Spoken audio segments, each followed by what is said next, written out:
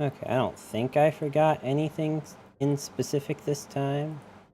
But boy, howdy, am I, like, tired. I'm starting to think that part of the reason why I'm so tired is because of, allergies. I know in the past, I've gotten, like, allergy problems that make me really drowsy. Usually that's when I take the medication, but I could see it being otherwise as well. Boom, boom, boom. Magic Day. Durs, how you doing today? Welcome, welcome. Are you watching the Runeterra Rumble that Tempo and Sarah are hosting right now?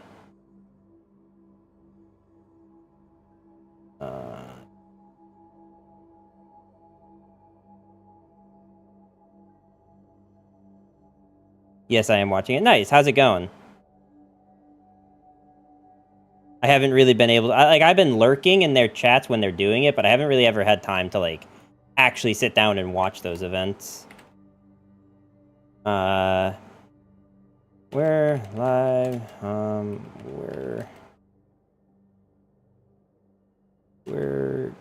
it's funny to watch. Oh, I bet. Are there, like, a lot of familiar returning faces, or is it mostly, like, newer players? Going to give MTG another week because I do kinda like it, but we'll see. Exclamation mark. Okay, there we go. Also, Tempo getting tilted by plays on a free win match. That sounds great. I did. Okay, it's just like really quiet. Okay. Oh, no wonder it's really quiet. I have my volume all the way down. Season ends in 9 days.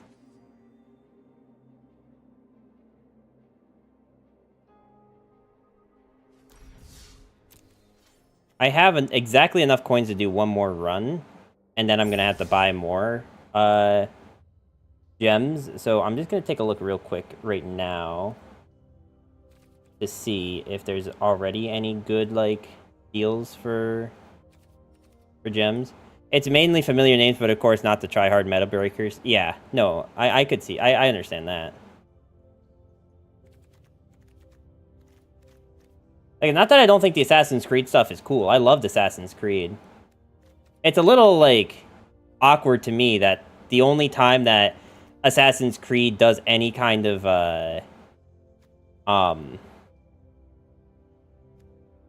any kind of cross-promotion stuff, like, 9 times out of 10, it's still only focused around Ezio. I mean, it makes sense. Like, Ezio was probably the most popular Assassin's Creed character. It's just, like, it's so long ago now that, like, you would think, like, Assassin's Creed would want to try to promote the, like, current stuff, not just the old stuff that's no longer anything like the rest of the game. It's a fun tournament overall, though. It would be cool to have people like Majin play there. Ezio Auditore de France. Or Frienz. Yeah, I don't know why I said France. He's definitely Italian, not French. How you doing today, Sleeper? I wish I knew what these tokens were. Were these for, like, the competitive mode or something?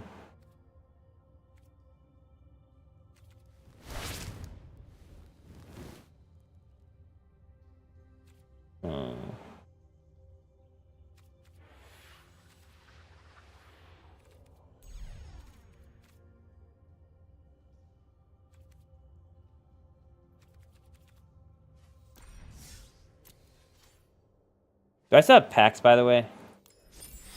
Good to see you again. No, I've opened all my packs. Okay. I can tell you right now, no one gives an F about New Age Assassins. Oh, I'm sure. It's just, that's kind of my point, is that, like, it's sad that, like, Assassin's Creed is at the point where so few people care about the new stuff that the only way that cross-promotion works for that series is them relying on old reliable. Which, like, part of that you could say, like, oh, well, of course they're gonna promote the stuff that, like, people liked. But also, like, at the same time, I don't know, man, like, At what point do you need to, like, reflect on your series and be like, okay, clearly something's going wrong if, like, every time we release a new game, it goes downhill? After that series, that went really well.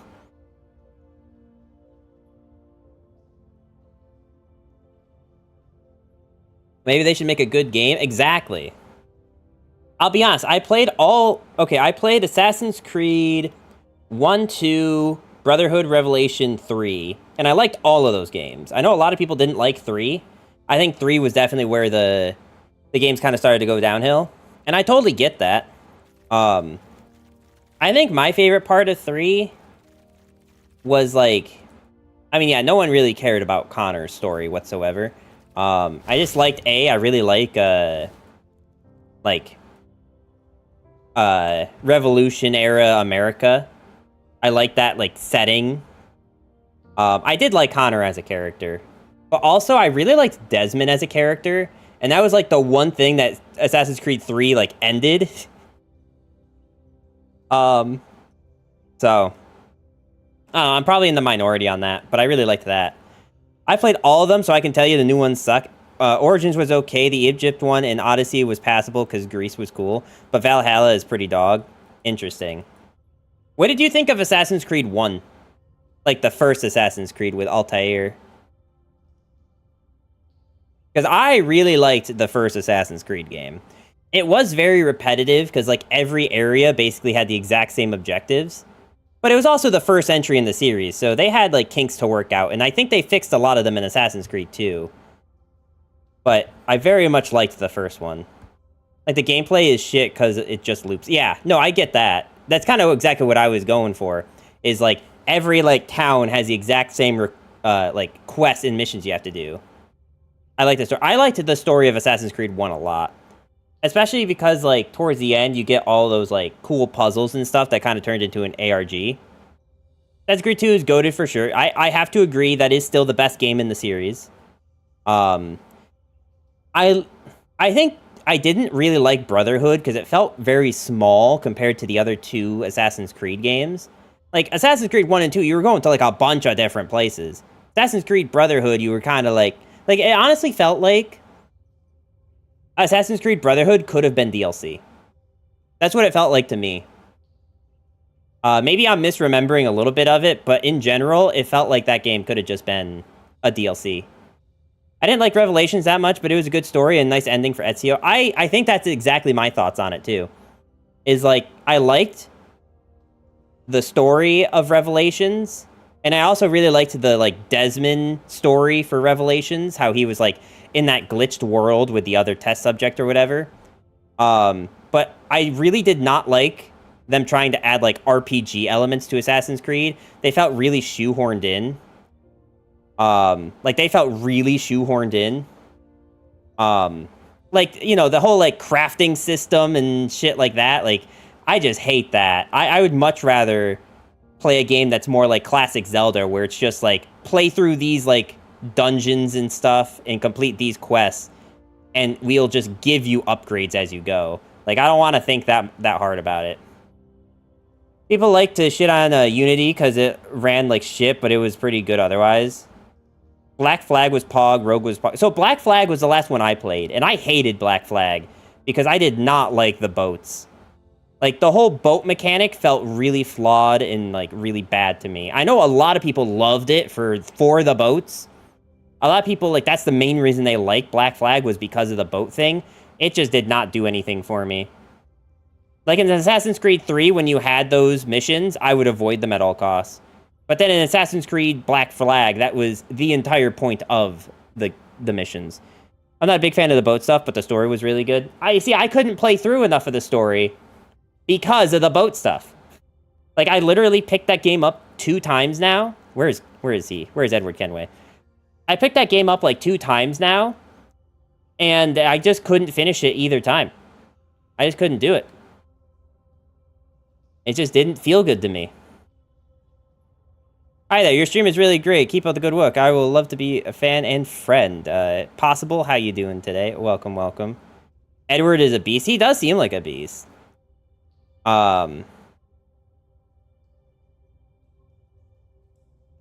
Honestly, like, I think he was fine. Like, him as a character was fine. And, like, a lot of the, like, dungeon aspect of the game was fine.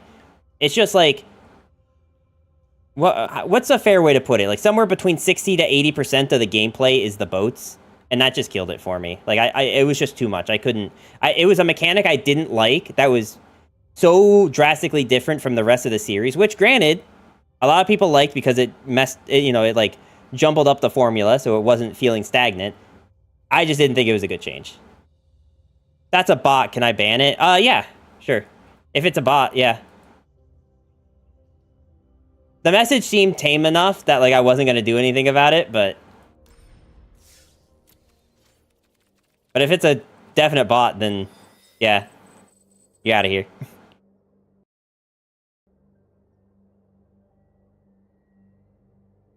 Or even worse, if it's, like, not a bot and it's one of those, like... If it's one of those people that's like, hey, I really like your stream. It looks really cool. Add me on Discord so I can try to sell you this, like, art that you don't care about. Like, that's the worst, is the people that come in, try to, like, get me to buy their artwork to, like, make my stream better, and then get mad at me when I decide not to do it. Like, I actively tell them, like, I'm not interested, like, I'm okay. And then they, like, harass me about it. Like, there was one dude who... He messaged me for, like, 3 weeks straight, just trying to get my attention. You try to buy this overlay? Bro, this one was wild. He, like, took my profile picture, and he made a, like... Oh, what did he do? He, like... He put, like, a filter over it to, like, try to smooth it out, and it looked super uncanny. Like, it looked like you asked an AI to make a photo of me, and he's like, see what good work I can do? You should pay me for this. I'm like, no, I'm good. I'm actually really good, but thank you for trying anyway.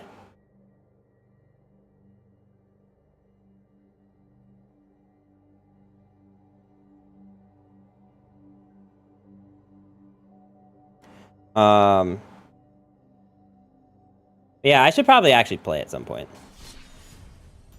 What's the quick draft? It's still Outlaws Junction? Okay.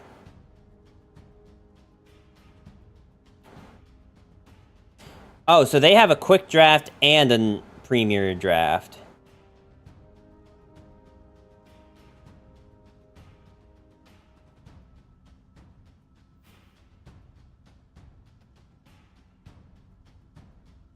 Alright. We're gonna jump into more. Actually, you know what? Like, I'm just gonna let this ad play. And then we'll be right back. So 1 minute, guys.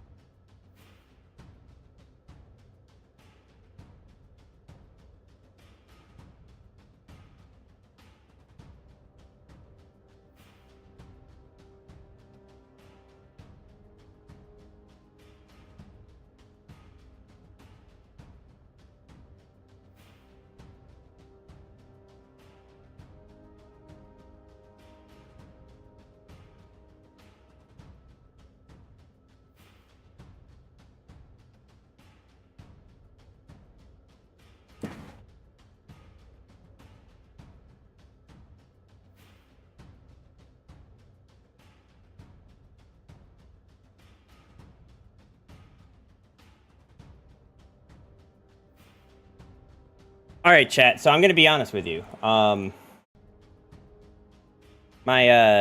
other day, my neighbor came over and asked if she could borrow my iPhone charging cable.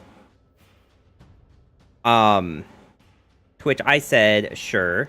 I had a bunch of spares, so I let her borrow it. She said, okay, I'll use this for like 30 minutes. 4 hours go by, and she still hadn't given it back. So I left. It was like, 11, 12 at night, so I wasn't about to, like, and, like, get her to give it to me back. So I just left a sticky note on the door. She hands me, well, not hands me, she leaves at my door an iPhone cable. And this iPhone cable is extremely chewed up. It is, like, destroyed. I shouldn't say destroyed. It might still work, but, like, it's, like, it seemed like something either ran it over or chewed on it. And I'm thinking that this might be the one that doesn't work, so she just gave me the one that doesn't work.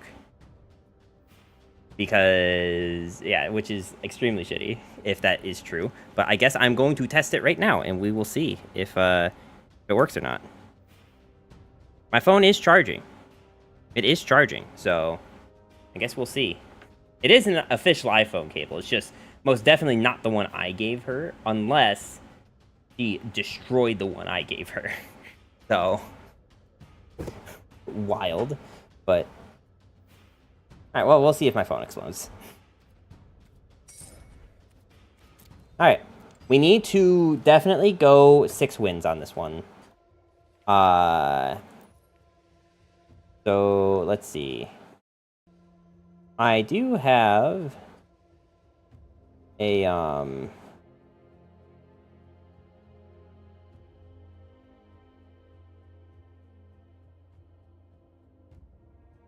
didn't Seabass give me links the other day?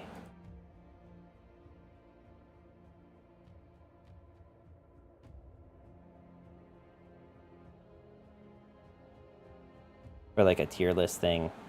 This is the wrong set.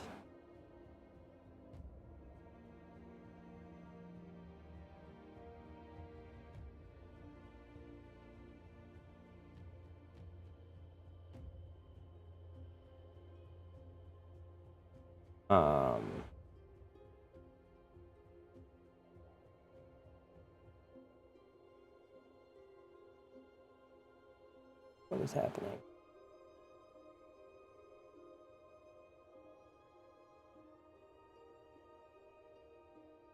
I do remember, I don't remember exactly what the link was, but I do remember that in this set, green is really strong. I wish Seabass would type in my stream so I could see his chat history. Wait, I can see it through here. Wait. Can I see messages? Outlaw Junction draft guide. Okay, here we go.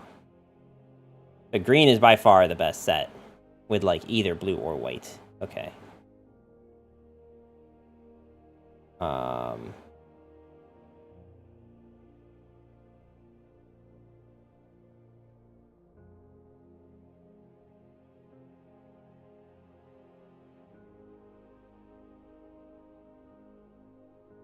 Yeah, so it seems like just straight 2 colors.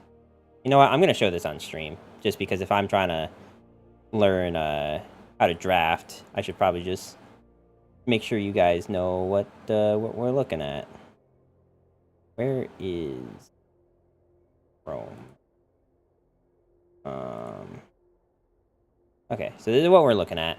Where it's like the tier list for drafting in this set. Outlaws of Thunder Junction.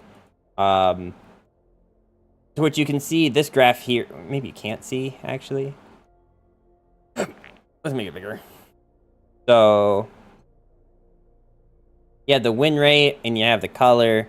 So, like, green most definitely has the highest win rate of almost 60%. I don't know what the second graph is.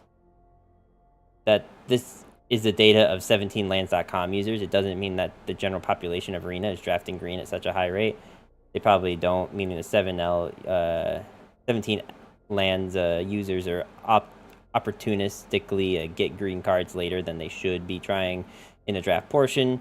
But popularity doesn't always mean a color is powerful. Is green that much? Wait, I thought this was win rate, not play rate.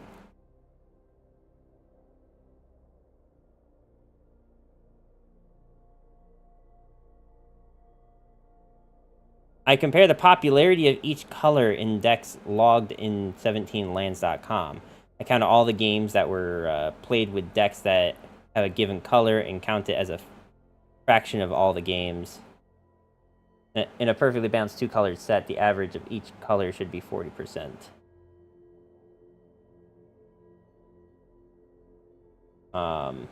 Interesting. Green comes on top of the win rate rankings. Wait. So, what is this information based on, then?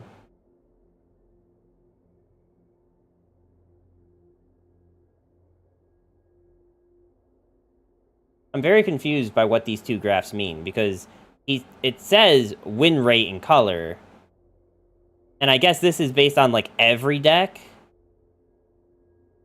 So, if it's all, like... I don't know what U is. Oh, maybe one's supposed to be black and one's supposed to be blue. But you see, it says, like, you keep saying popular.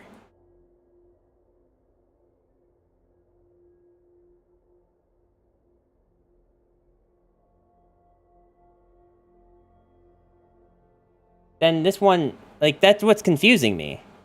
Is, like, one's, like, kind of play rate, and then the other one's win rate?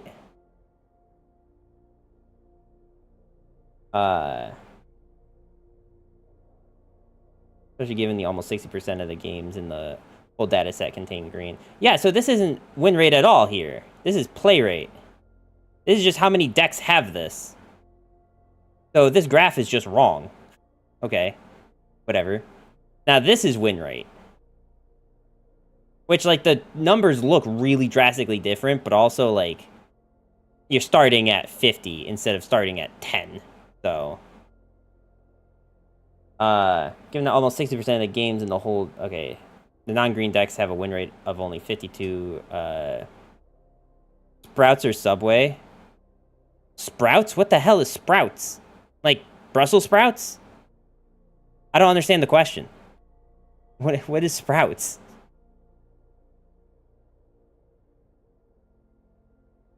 Okay. Right, so now this is like, this graph actually makes sense, because this is like, how many drafts are, like, dual color or not.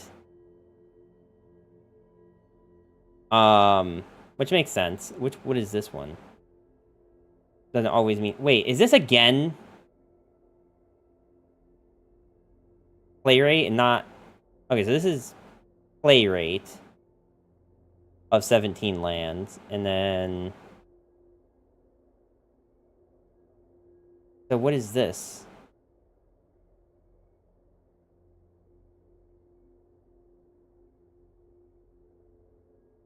There seems to be very little penalty for splashing, but we do see a small win rate drop if you play third color.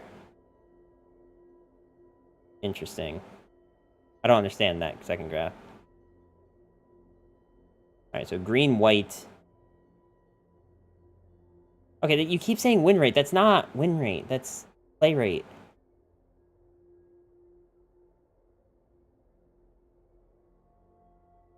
Okay. So green, white. So really, I should just be, like, looking to go green, white if I can. Is essentially what the data is suggesting. Try to go green, white when possible. Oh my god, this website gave me almost 1,000 ads. Get me out. Okay, so if we're gonna be going green and white, then... Well, this is a white and black. So we should look at what our green and white cards do. Alright, so 1 mana, tap 1, put a 1/1 counter on each creature you control that entered the battlefield this turn. That sounds kind of cool. When Stubborn, Burrow Fiend comes saddled for the first time each turn, mill 2 cards. Then, Stubborn. I don't know why I said Serban. Stubborn Burrow Fiend gets XX is the number of creature cards in your graveyard. Okay.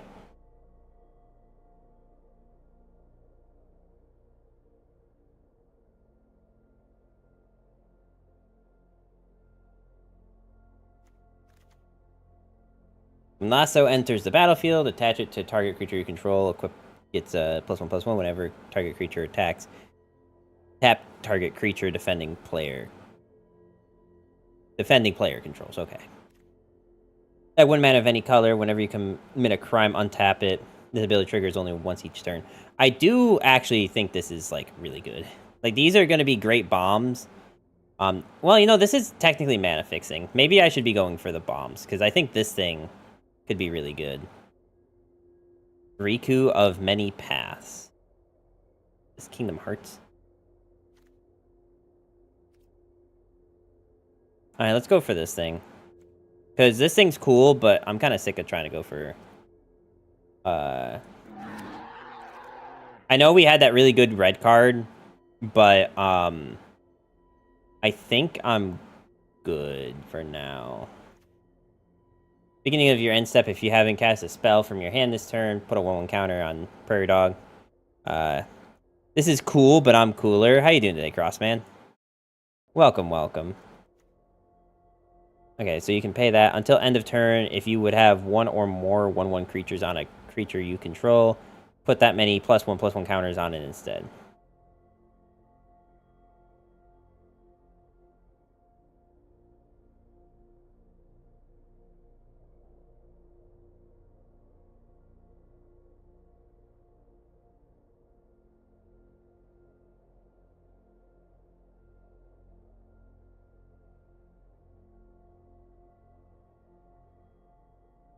Okay, I see what this is saying. So if you would put 2 +1/+1 counters on a unit, this is saying give it an additional one, basically. Having tired hands from work and a tired brain from pulling the uncle act all day? Gotcha. That does sound very, very, energy draining. I totally understand. Both are good problems, though. You know? On one hand, you make some money. The other hand, you get to see some nieces and nephews. Destroy target creature with flying. You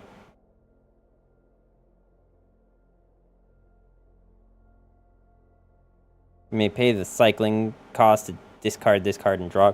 Interesting.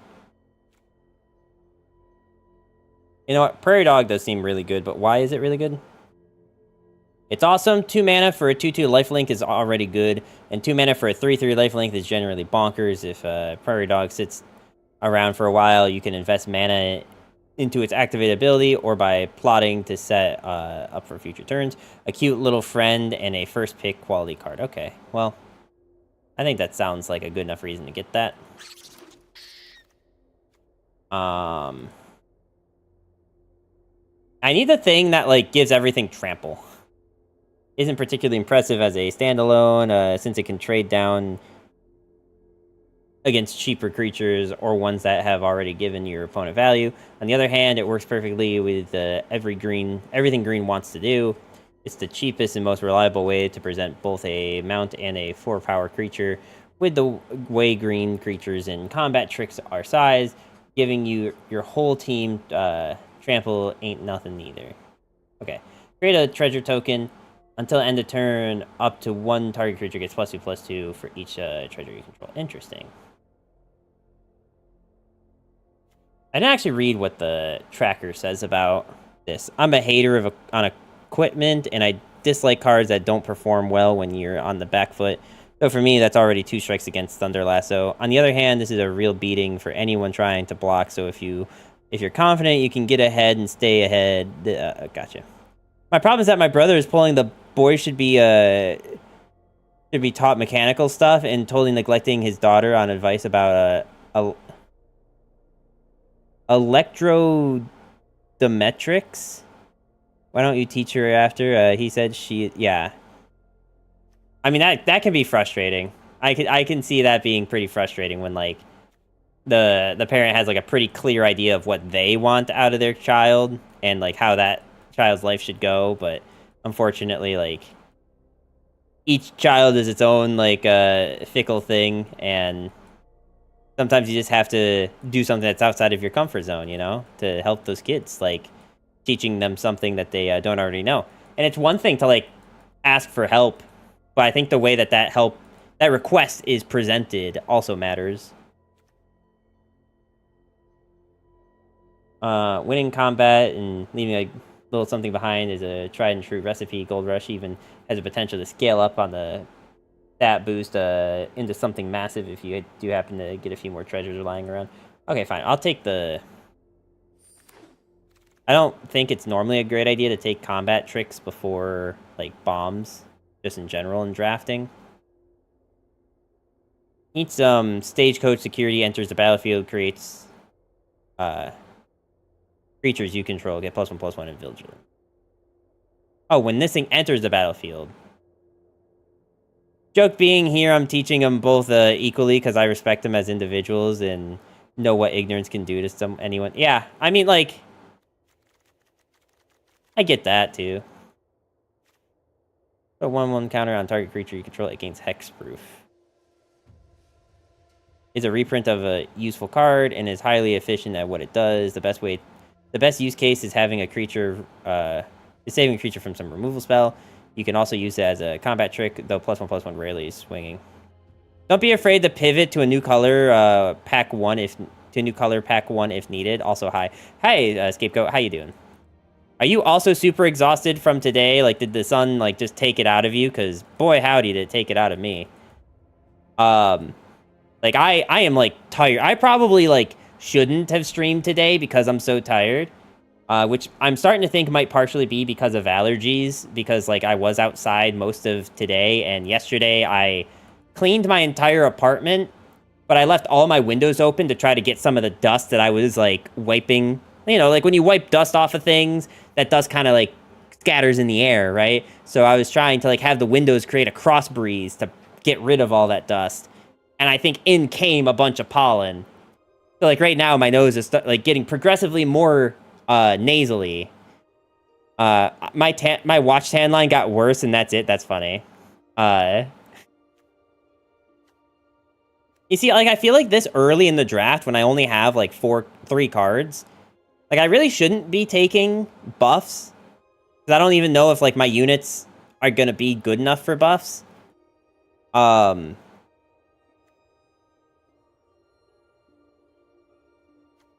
But then again, like, my green and white options don't seem very good right now.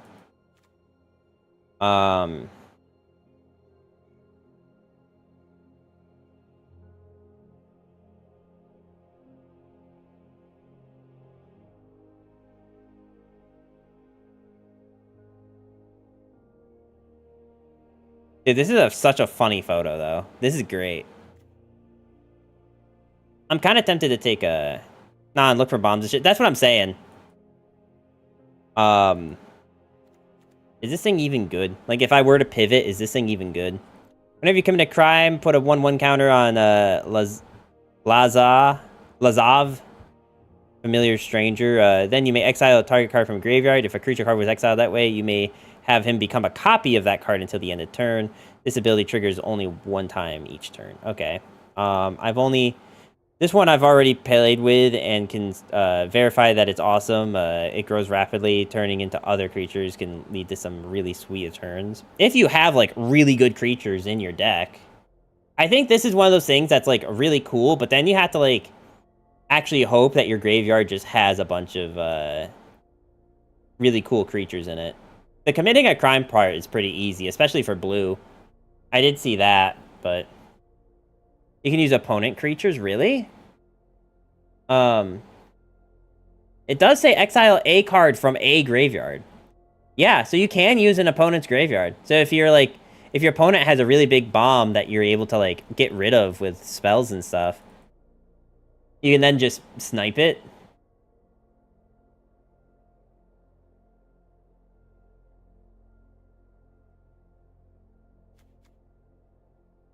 It is really cool, but I don't know if I really want to pivot to blue-black. If only because I like commit a crime to kill their thing and steal it. Yeah, I get that. I don't. Do I want to pivot to this? 4 cards in. Do I want to pivot to blue-black? Like, I feel like every blue-black card I've seen has been bad, though. Like, in all these packs, I feel like I haven't seen any, like, good blue and black cards. So, I don't really want to put stock that I'm going to find better ones. It kind of makes me want to just, like, stick to, like, decently statted units.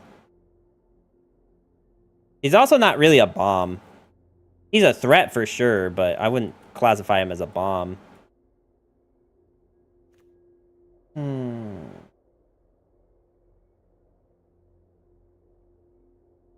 I feel like I can't keep picking combat tricks, so we're going to pick this thing. So he'll give all of your creatures 1/1 in vigilance. I think the 1/1 in vigilance is actually like a pretty big threat for people.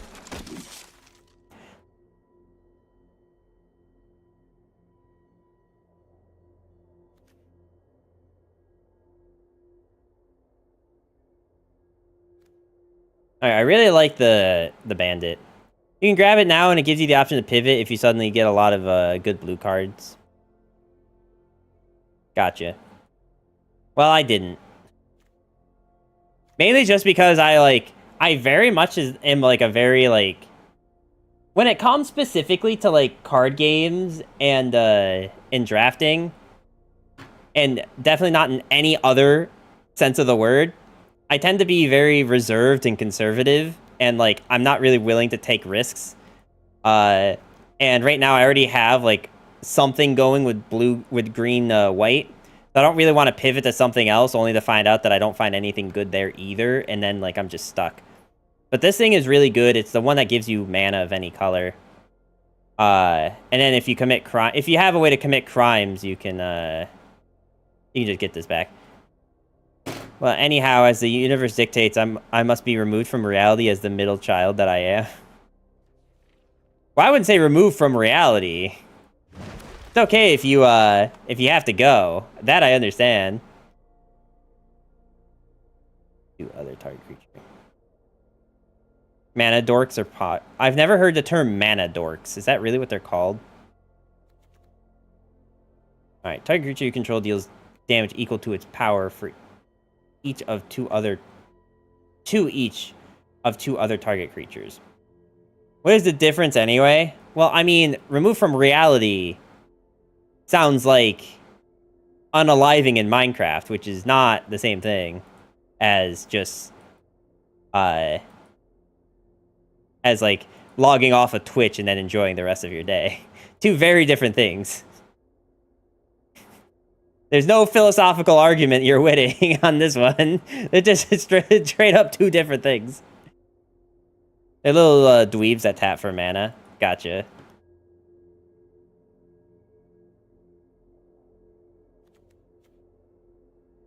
Alright, this thing is expensive as shit, though. 6 mana. Betrayal at the Vault will often result in killing your opponent's 2 best creatures at instant speed. That will often result in a game win, and it's hard to imagine a better way to top out your curve. I'll feel betrayed if green mages don't start there with their first copy. Some Farquad, how you doing today? I love the username. I love Shrek. Did I take a desert?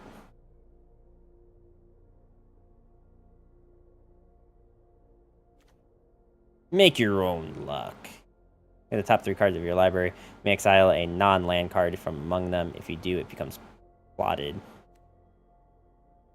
Wait, look at the top 3 cards of your library. You may exile a non-land card from among... Wait, this sounds really good. So I just pay this thing's mana cost, and then I can look at the top 3 cards, and then on the next turn, just play it for free. Because that's what plotted means, right? Is like you have to pay the mana cost for the plot, but then on your next turn, you're not paying the like mana cost on the top right of the card. It's like free. Yeah, maybe cast as a sorcery on the last turn on a later turn without paying its mana cost. Yeah, so like you pay the like 5 mana for this, and then if you like pulled a card that was like 6 mana or something, you get this. This is like not bad. Green, blue. And don't I have something that lets me tap for 1 mana of any color? I mean, if I can find more hard bristle bandits.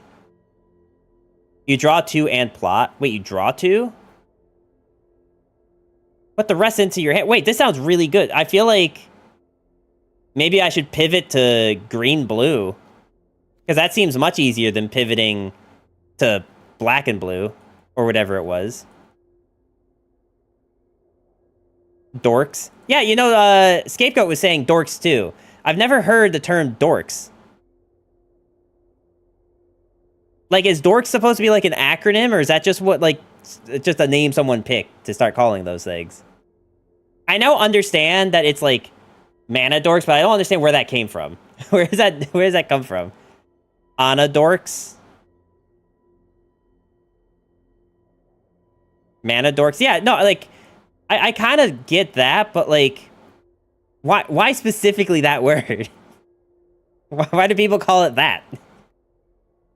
You know how like people call something a tutor because of that card, Demonic Tutor, that like let you search for something in your library? You've never heard of dork? I mean, I've never heard of dork in the context of Magic the Gathering until Scapegoat said it like 10 minutes ago. That's why I'm trying to figure out like why it's called that. I don't think anyone knows. Gotcha. Okay.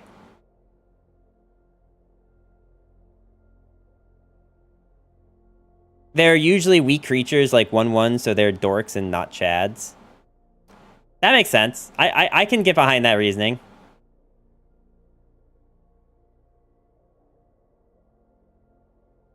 Lonely Arroyo.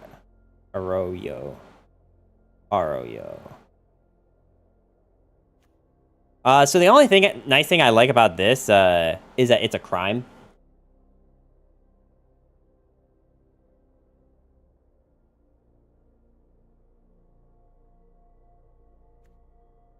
Whenever you attack with 1 or more creatures with 4 or greater power, 4 or greater, create a treasure token. Sacrifice a treasure. Plunder deals 1 damage to any target. So I don't want to go. I think like if we're already going like kind of green white with a splash of blue or green blue with a splash of white, I think at this point we can kind of go either direction. But I feel like I don't want to put something that's red into my deck now. Lasso is a crime every turn. Tap target creature defending player controls. That's true. Anime lo-fi. I don't usually use anime lo-fi when the game that I'm playing has music. The problem is that it just doesn't like have audible music during the drafting.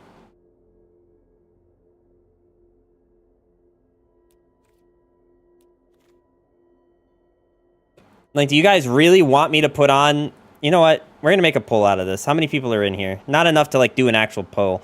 Like, those of you that are, like, actually watching, would you rather I have, like, anime lo-fi in the background while we're doing the drafting? Or is the, like, kind of awkward, chilling music that the game provides good enough? Smooth jazz? I'm just not a huge fan of jazz.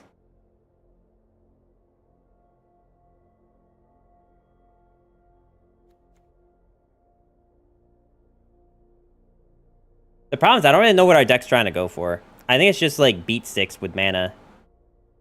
My autocorrect is dumb AF. That's fine. Don't worry. We've it's a well-standing thing in this community that autocorrect hates all of us.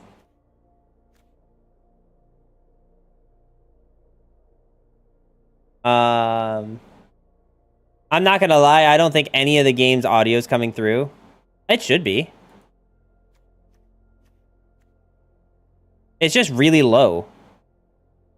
It's just deafening silence. Okay, here's a real test. We're gonna go to the codec thing, and if you guys can hear the lady, then the game's audio is coming through. Good to see you again.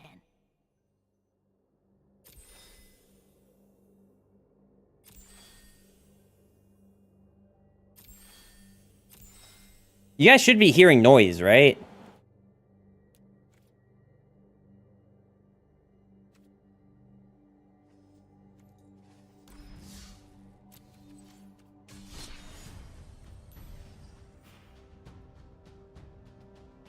Wait, what happened to the draft I was just in? Wait, what happened to the draft I was just... Oh, okay. I cranked my thing to 100 and I can barely hear the music, but yeah, we can hear the lady. Very quiet. Fine, we can...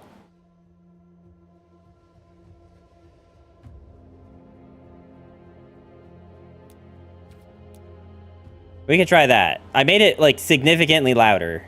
Let me know if that's too loud.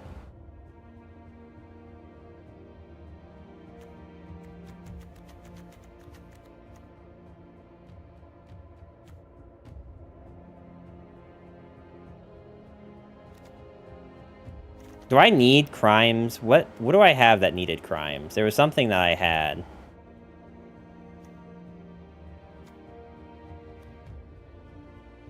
Nothing. I have nothing that actually needs crimes, so I guess I don't need to worry about that. Slightly too loud? Okay. Then we will slightly turn it down. How about 3%? I turned it down 3%. Let me know if that's, like, still too loud. I guess I just take this. Lazov was the crime guy. Gotcha. That's what I was thinking of. Okay. So I think between, like, the lasso and this thing gives me access to, like, more blue mana in case I actually do want to start going blue. Maybe I just stick with a green-white with a blue splash, and this does kind of help with that.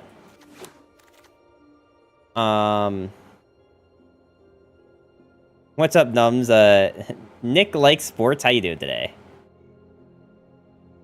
A little louder. I turned this thing down 3%. You really want me to move it back up 1%? Fine. 1 more percent. And that's it. You guys are dealing with it from this point on.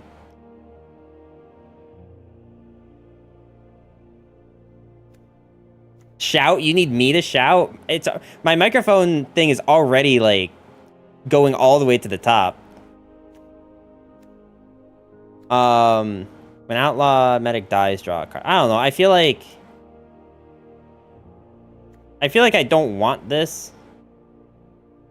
Everybody shout. You make me wanna shout. Na, na, na, na, na, shout. Na, na, na, na. I don't actually know how that song goes. I think that's a song. I don't know if the song I was just singing is the one that you're thinking of. I just remember that song, Go Bills. You know, I actually haven't really been paying much attention. Is it football season already? You know, actually, I have a funny story for you guys. All right, I think... Okay, hang on. I actually have a photo that I need to show you guys. I'm going to post it in my Discord if I can find it. I think I did send it to someone too, so I might be able to just go there and grab it.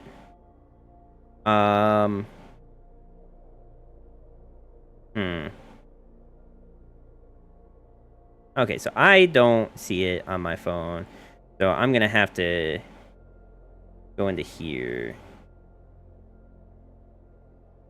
I hate how... Oh, God, it's going to be so many text messages I have to go through. In about 8 weeks, gotcha.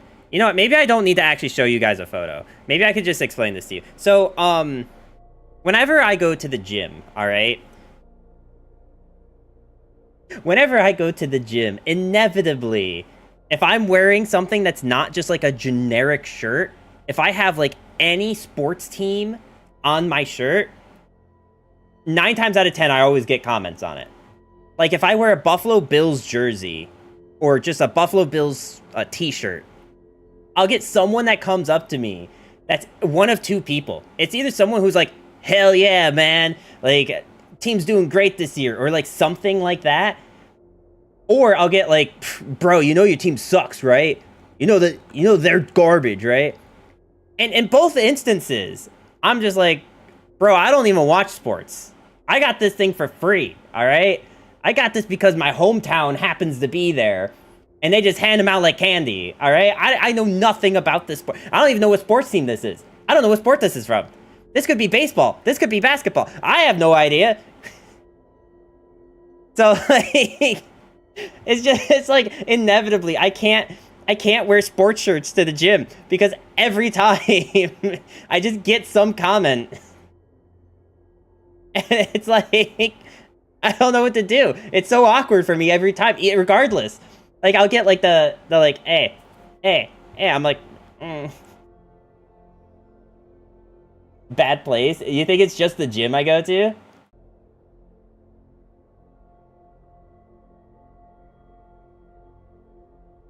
That's fair, it might be. Alright, we're gonna take this dude because he has lifelink. Just say you're in it for the cheerleaders, Chad. Move. Oh, yeah, no. You know, I don't really care how well they do, but, like, the cheerleaders, though. So wild. That's wild, dude.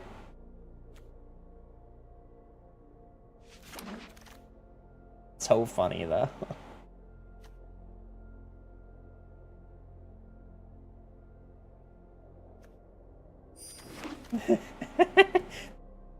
No, you're good. You're good. No need to apologize. Alright, if we're going green-blue splash, then I think Decisive Denial is fine.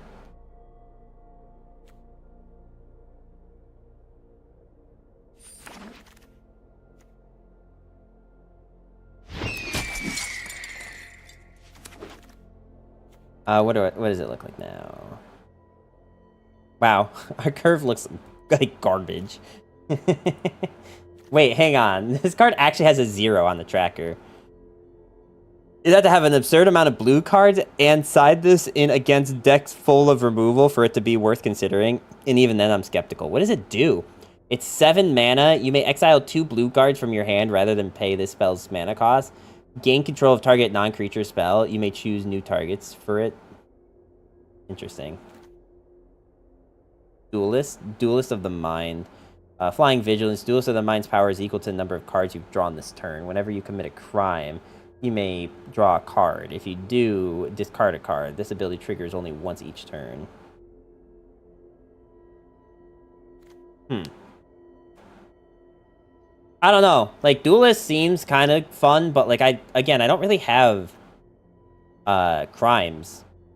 I guess, like, if I wanted to make an opponent's creature indestructible, that's a crime. Technically one. One by technicality. 2. Now, I actually don't know this. Maybe someone else knows this. Betrayal at the Vault. It says, target creature you control deals damage equal to its power to 2 other target creatures. So, does that count as 2 crimes?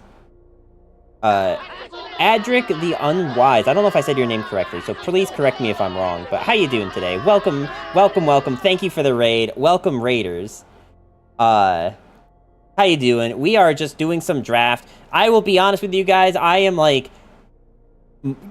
I would say that I'm in the like new to Magic, but not new to card games. Like I've been playing like mana-based card games for years now. And just like card games in general most of my life. So I'm not like a complete noob, but like the exact intricacies of Magic and specifically drafting, I'm like still fairly new to. So like, you know, bear with me, but I'm not a complete idiot.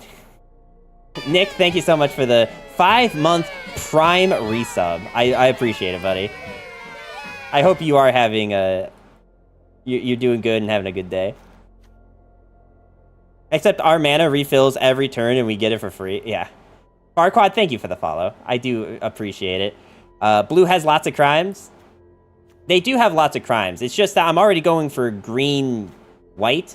Okay, here's the other thing. Is that, like, I'm trying to draft, but I'm trying to, like, get better at drafting in general.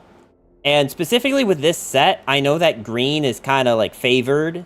I don't know if I would say it's busted, but at least it's, like, favored. And, the past few drafts I've done of this set haven't been, like, amazing. I did mostly, like, red-white with, like, token builds, and it just never seemed like it really went anywhere.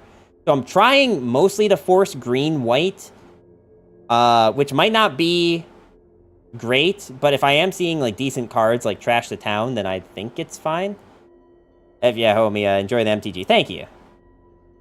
I am enjoying it. Like I said, I have not disliked Magic at all in my experience playing it. Green has large common creatures. That would make sense why it's mostly favored. Okay, so this is either a 2 or 3 mana. So it's either put 2 1/1 counters on a target creature. Target creature gains trample until the end of turn, or until the end of turn, target creature gains whenever this creature deals combat damage to a player, draw 2 cards. That does sound really good. It does sound like it has a lot of decent combat tricks. Do I have enough, like, units that... We're pretty 50-50 on units. This unit can just grow. This unit's just, like, good early game. This card's, like, mana fixing, or mana dork. This thing is, this thing can scale it, I guess. This is just a really good if you have a board. This thing is just a good flying creature, but they're both kind of expensive. And that seems to be it. So I do really need to start getting more units. But I think in here, in this specific pack, this is like the only unit that I would take. It has Vigilance. Whenever it attacks while saddled, create a 1/1 sheep token. Interesting that its saddle is 2, but the token it creates is 1. That's probably because they don't want you to just be able to keep creating value.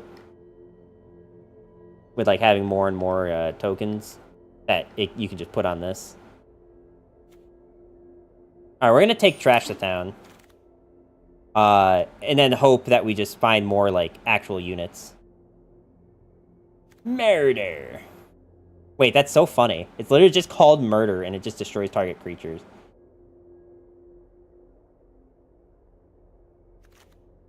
Trash the Town is common? Wait, I thought that was rare. That symbol.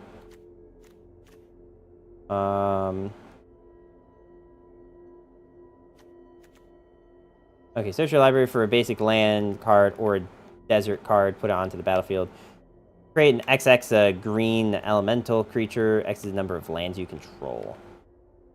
That does seem kind of good. The Bighorn. Got it.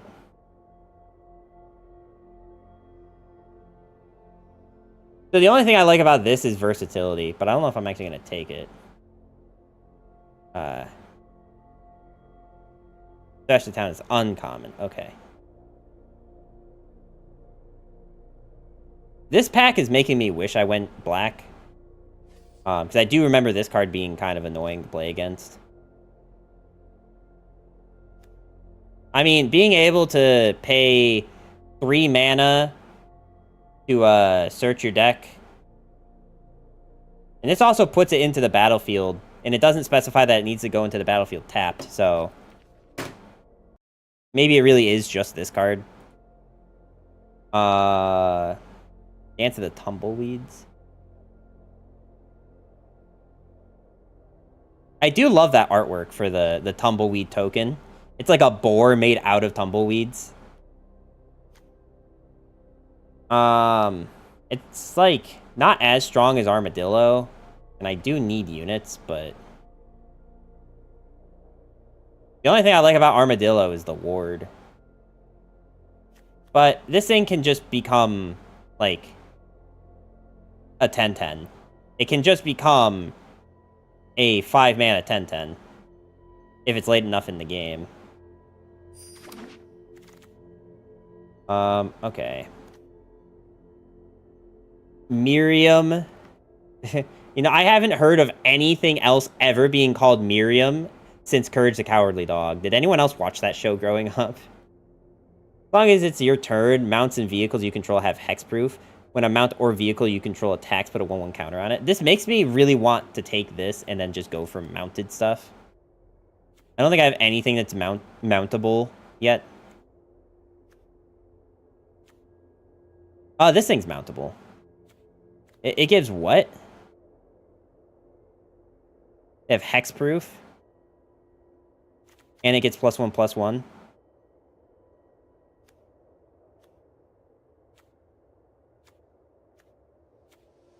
I mean, I can take it and then just start, like, focusing on mount stuff.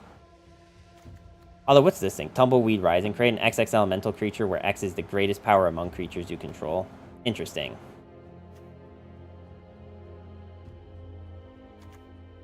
I do remember this, and this was a really good card, because it, like, lets you copy abilities. The problem is I'm not really in red at all, and I think it's a bit too late to pivot. We're over a quarter of the way through the draft. Trample, when it enters the battlefield, you gain 3 life. This is also a really good card, but this thing's a common and this thing's a uncommon. So I probably should just take this, because it's more likely that there'll be more of this later. That's something else that I haven't really been looking at, is the rarities. I really need to be looking at the rarities more. But we can see if we get more mounts. That desert will also be really good later. Oh my god.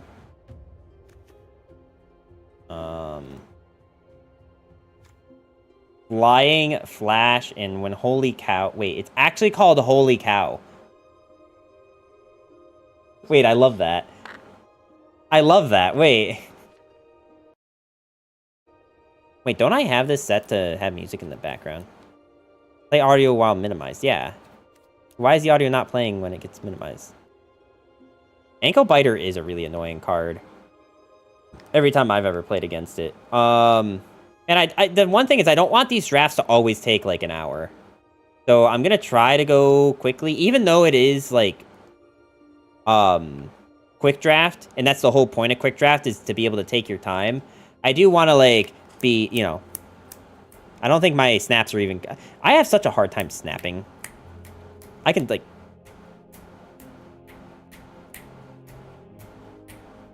I can, like, sometimes get it to go, and other times, like, it just doesn't happen. I kind of want to take Holy Cow just because it's Holy Cow, but... Bitter and Betrayal, what a combo. Bitter... Biter and Betrayal... Wait, what is... Wait. Deals damage equal to its power. But now, how does Death Touch? Any amount of damage a source with toughness... Wait. You're right. Wait, that is kind of wild. And I can't really splash either of these in, because they're both in red, and I'm already kind of splashing a little bit of blue here, so I don't think trying to splash in red as well is ever going to pay off. But man, Ankle Biter with Betrayal at the vault. Wait, you're right. That is kind of wild, isn't it?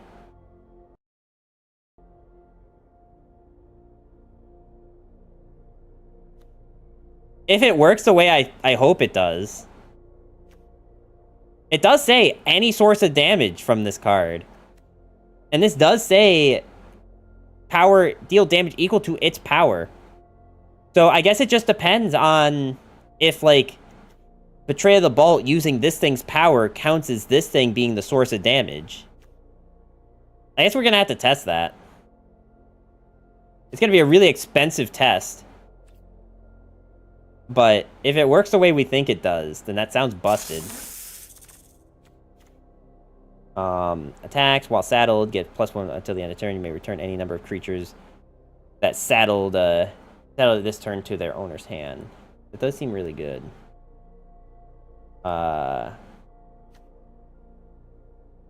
Enchant Flash, enchant creature, enchanted creature, gets +3/+2, and has reach.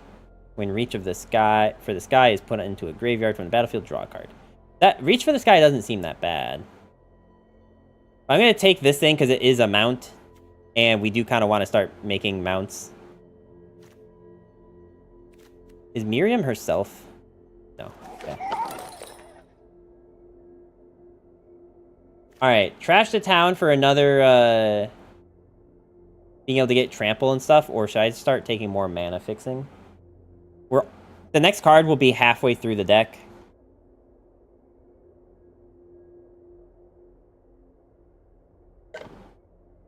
Well, I guess more appropriately, halfway through the draft. I guess if I'm going, like, kind of blue and white-green, I think the 1 mana of any color is going to be really helpful. But this is a common and this is a rare. Counter Oxy possible. I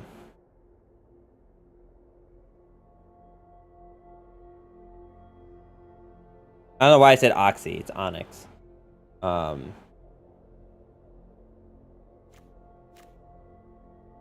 Which one's Onyx?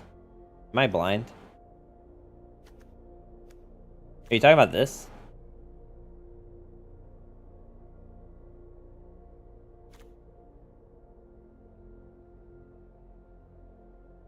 Bandit could wheel.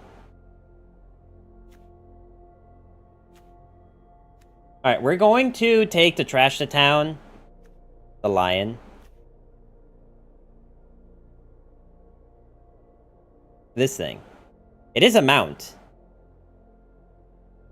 It gains first strike whenever it attacks. That's not bad either.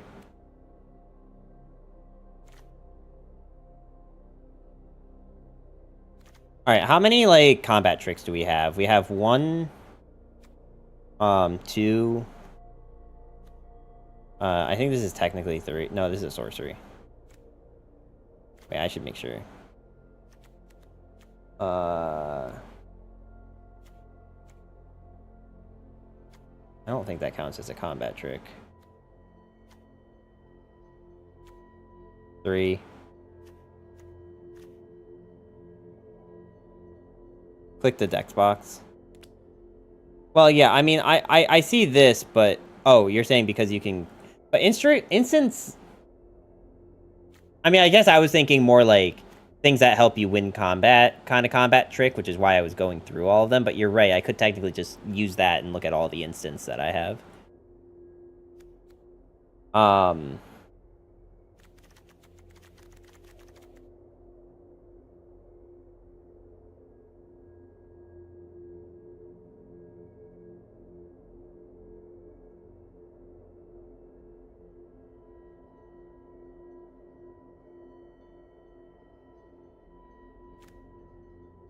And I really like either of these 2 cards. I think I do have to take one of them.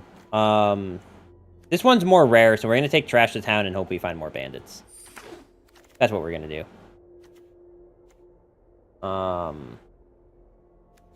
Well, this is a white-green, or green-white. Enchant land. When buried in the garden, enters the battlefield, exile target non-land permanent you don't control until it leaves the battlefield. When enchanted land is tapped for mana, its a controller adds an additional 1 for any mana.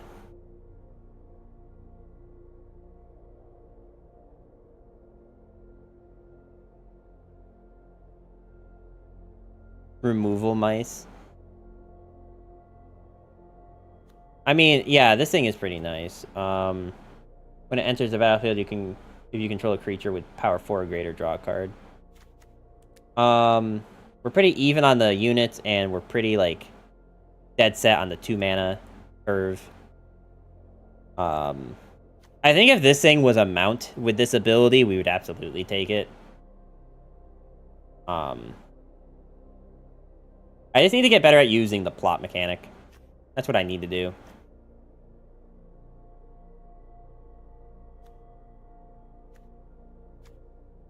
Alright. Beastbond Outcaster is kind of good.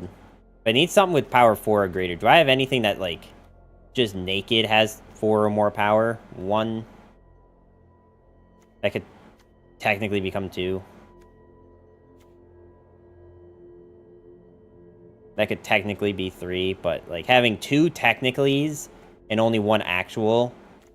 Yeah, I think we're gonna go with this. If we had more top-end creatures, I think we would take this thing, but we don't. So we're gonna take Buried in the Garden.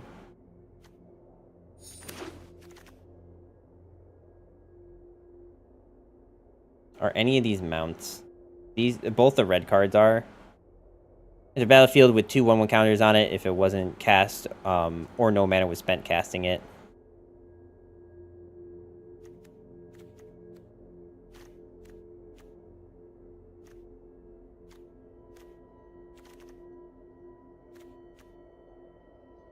I kind of like this. You can just plot it.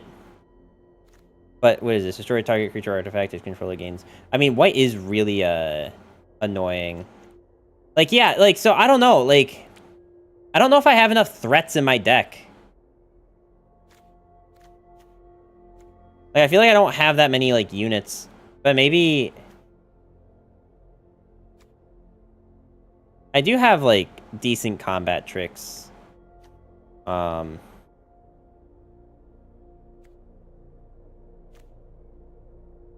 Maybe I need to, like... focus on, like, the cards that are kind of rare first. So we'll just take this thing as, like, more removal. And then we'll try to get more green, like... I mean, we've got a good amount of decks still to go through.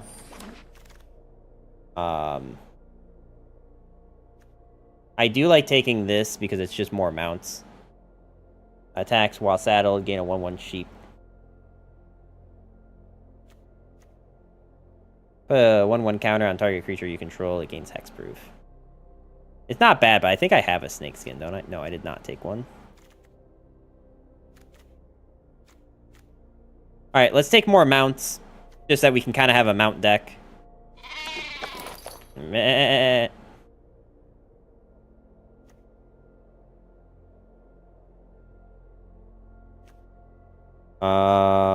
Oyster Garden enters the battlefield. You gain 2 life.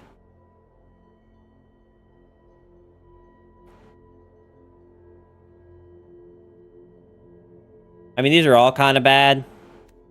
I'm going to be honest with you. Like, I mean, I can't play these 2 and these 1. So, I think I'm going to just, like...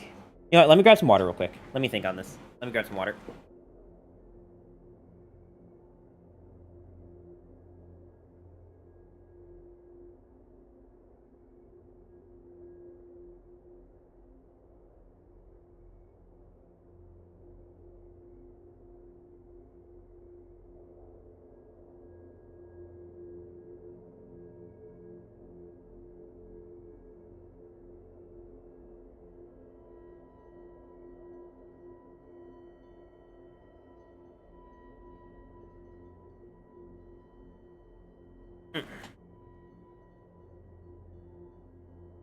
So, my thought process for this is none of the cards in this pile I'm ever going to actually put in my deck. So I kind of want to take a card that's going to be for my, like, collection. So I think I might just take the Hollowed Marauder. Yeah, I think, like, I don't know that I need any of these for my collection. So I think we're just going to take Hollowed Marauder. Just because, like, it is a rare, or a uncommon, or rare, or whatever.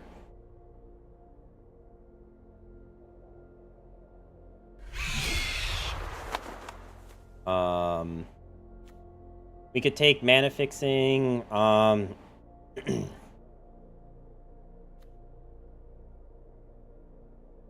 our curve, we have a lot of 2-drop units, and not a lot of 3-drop units.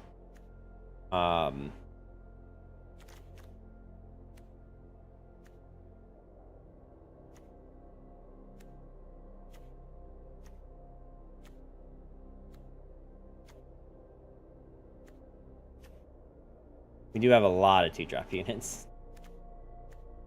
Alright, so I think we're going to take the land. It is kind of versatile, because it is white and green, which are the 2 colors we do need. And it's a crime. I don't really have any reason to have crimes, but it does seem like the best thing at the moment. We'll take Outlaw Medic, because maybe we'll have it. And this thing is a mount, so we'll take this. If you're splashing both other colors, probably get some fixing. Yeah. Okay. We have a good amount of those now. Wow, it looks like we have a good amount of other stuff. Return target creature to its owner's hand and draw a card. That is pretty good removal for 3 mana. And, like, we can splash in some blue land, or we can just, like, rely on our, like, generic, mana.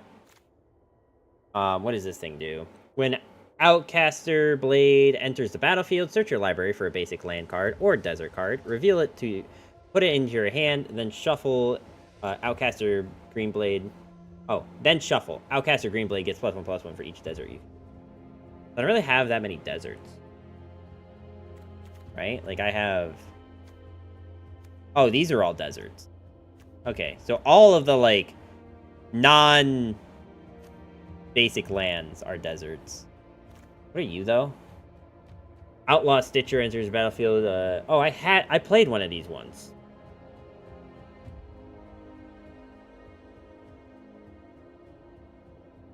That is really good if you can, like, fit out a bunch of spells, but I felt like it was kind of weak.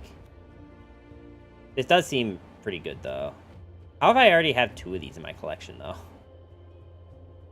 Enter the battlefield, search your library for a basic land, or card, or desert. Yeah, this is, like... Because this is a bunch of stuff, right? This is a 3-drop that I was talking about. That can get really big. It helps me with the mana that we're having... Yeah, it's fixing Angros, yeah. I do agree.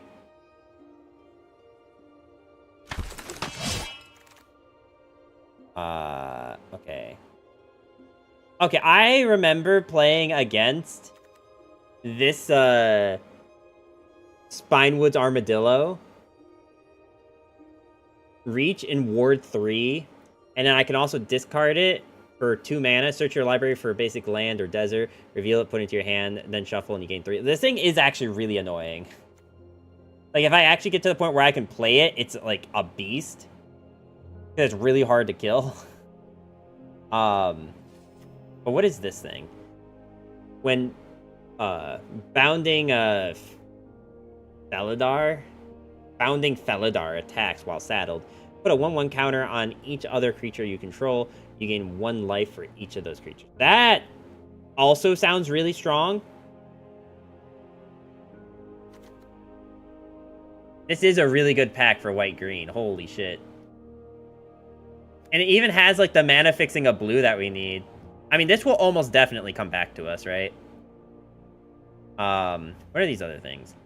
Sacrifice, destroy target artifact or enchantment. This spell costs 1 less for each to cast if you control a desert. So this is literally only a one-time thing, then. It becomes target of a spell or ability an opponent controls. You may draw a card. Alright, do I want the Armadillo or the Felidar? Like, the Felidar is actually really good for the strat that we're doing. I'm gonna read the notes from the tracker here. Not every draft deck wants 6-drop creatures, but Bounding Felidar is powerful enough that most of them should make an exception. If this thing sticks around, its impact on the battlefield will feel like a mythic rare. The only thing missing to make it a true bomb would be an enters the battlefield trigger, as it sadly can be already... It can be answered cleanly by many removal spells. While top 5 white commons, Holy Cow, Trained... okay, whatever. Okay, the thing's actually really long. I'm not gonna read all of it. But what did What's-Her-Face do? Miriam. So it has hexproof on my turn, so when I play it, they can't just counter it. Unless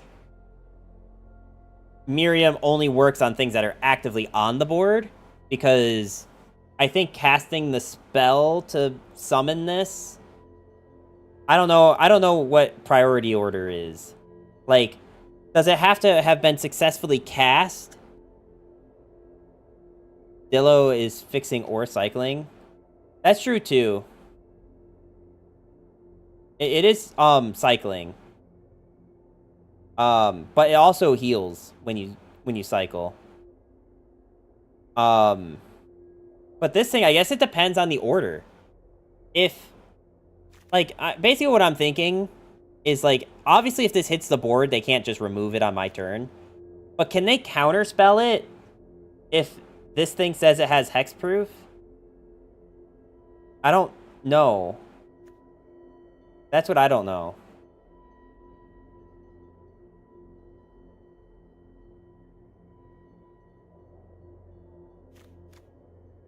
Okay, so they can counter this, even though it would have hexproof. Okay. So then let's take this thing first. Let's take the Dillo, because this is, if it isn't in play. Okay. Because the other thing is that this is a pretty big bomb if it gets to turn 6. Or at the very least, if we get to 6 mana.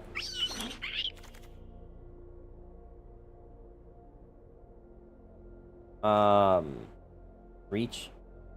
Okay, add 2 mana of any color. Spend this mana only to cast mount or vehicle spells. That also seems kind of good.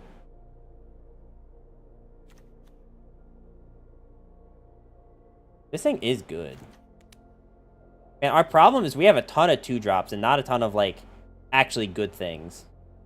What's the color spread? The color spread is 46% white, 58% green, and 8% blue. So it is mostly green, mostly white, and then a tiny splash of blue. And we don't care about this black because we're not playing black.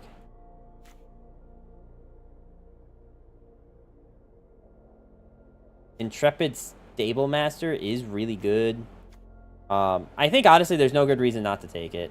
Like, even though we do have a ton of 2-drops, we have to keep in mind that we're probably not playing all of these 2-drops. Like, we're probably not playing 2 Outlaw Medics if I already have 2 of these things. And Miriam's also a 2-drop, so, like...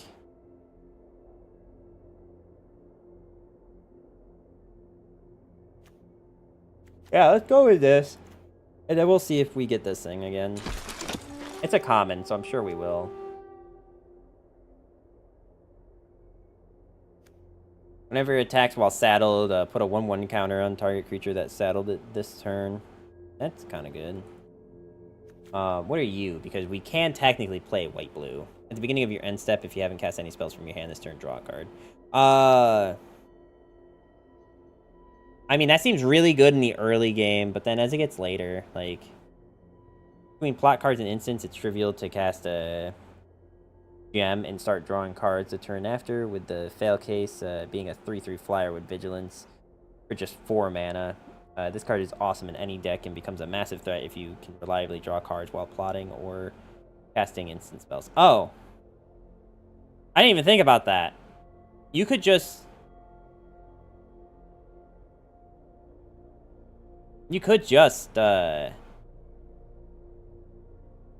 plot something, and then it doesn't count as being played from hand. I didn't even think about that. That is an interesting card, but I think I need more Dillos. How many mounts do I have? Will this tell me? Mount 5. Oh, this is the only mount that's here, and it's... How many Gold Rush did I take? I only took the 1 Gold Rush. That's probably fine for combat tricks. Tether. You may cast Mystical Tether as though it had flash if you pay 2 more to cast it. When Mystical Tether enters the battlefield, exile target artifact or creature an opponent controls while Tether leaves until it leaves the board. I think we're good on removal.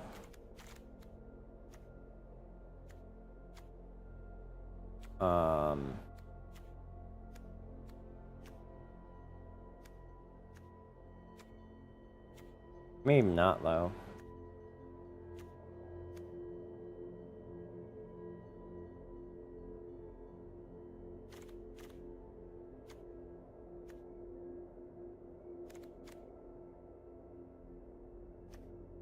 So what was that? 2 things of removal? 3 things of removal? Not a ton. I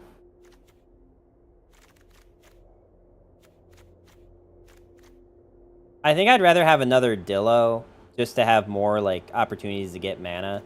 Because mana is one thing that just, like, messes you up in this game.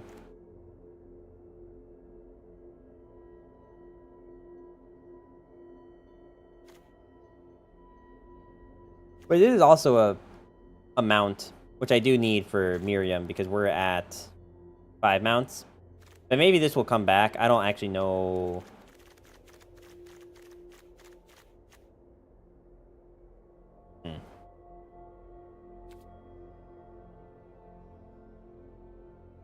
Alright, Dillo it is. Make Your Own Luck did seem really good. It's probably actually just good enough to have another one. Especially since we did just take a bunch of, like, mana fixing. With the Dillos.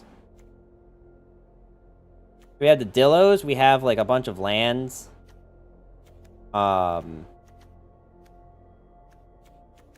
We do have one of the Bandit, which we can try to get more.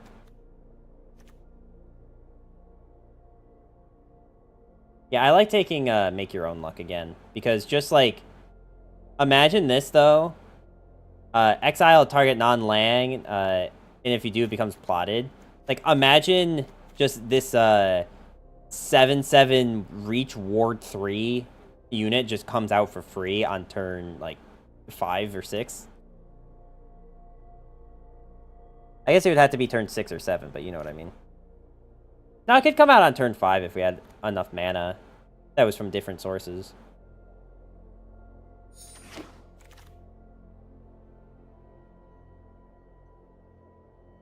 Alright, so I remember this card being the one that gives you, lets you take something back from the graveyard if it's 3 or less, and I can return it to the battlefield if it's a mount. So how many mounts that are 3 or less do we have?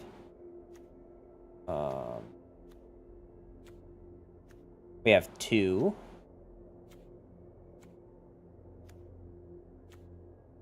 Three.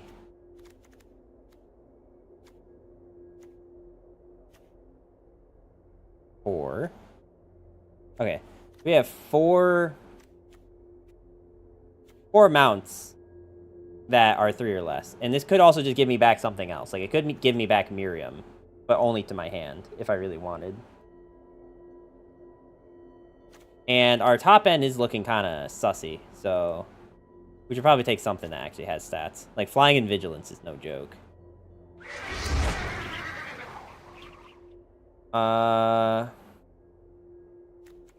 Search your library for up to 2 basic lands and or deserts. Put them into the battlefield, tap, then shuffle. Why does it not think this is good? Oh, because it's 4 mana. Vigilance, sacrifice 1 destroy target artifact or creature. And then this gives something +1/+1.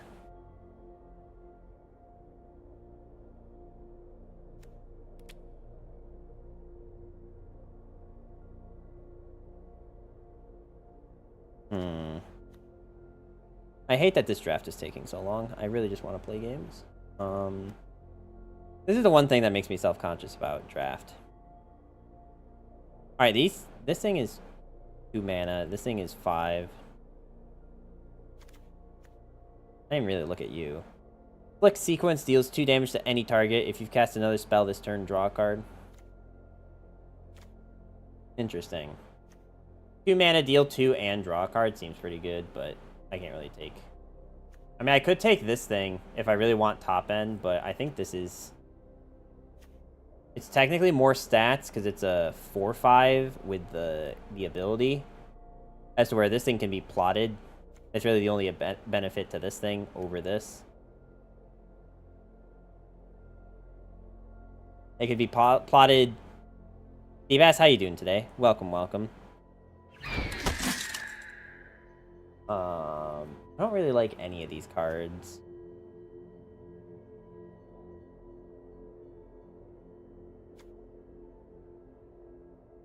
I mean, don't we have something that, like...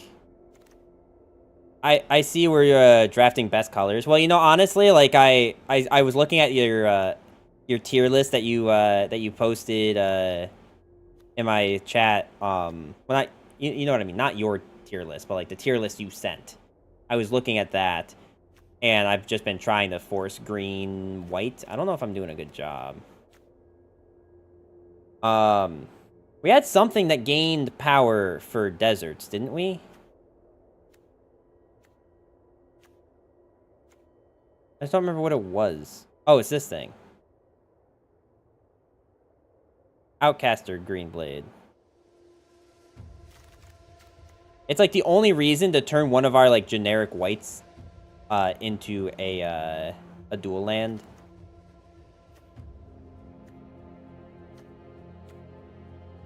Is just because we can give this dude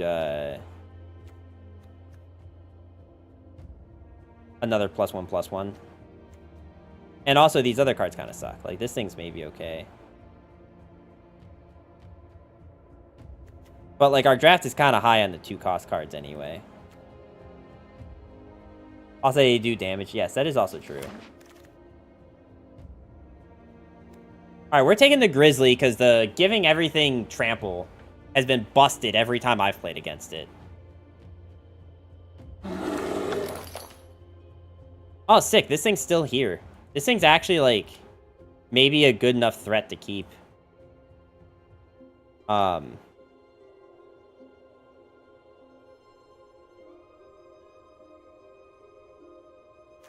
Look at this for, like, 2 seconds. I'll DM it this time. Okay.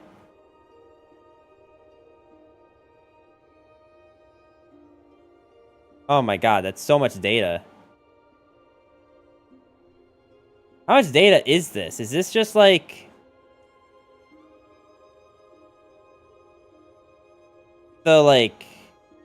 Alright, number picked. So, where is it getting this information from? Is there, like, an API for Arena? Just look at, green, win rate.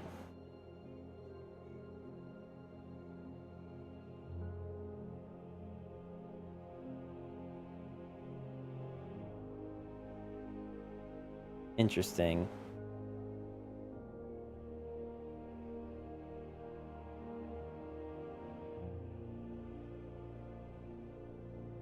Win rate when main decked. It's sorted highest lowest, yeah. Interesting.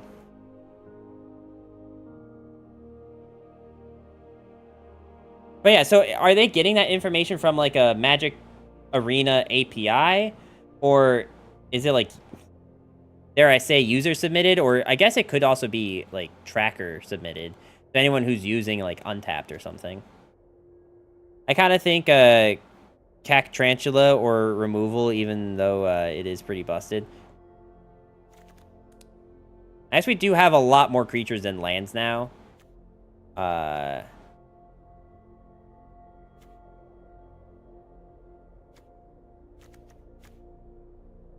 People use this as a tracker. It can track your whole game. Okay. And give you your whole data. I mean, that was one of the things I liked about early Untapped. Is when you were... Is that Untapped was a Hearthstone... it might still be a Hearthstone thing. But it gave you, like, so much information. It also, like, the other nice thing that I had that I liked about Untapped is it would, like, tell you in each game, like, what you mulliganed for and, like, how successful that mulligan was in you winning the game. That's the kind of information that was really cool. I think Cactrantula would be really good if it was cost 1 less for each desert you control. But it's only cost 1 less if you control 1, which means if you have 4, you're still only getting it reduced by 1.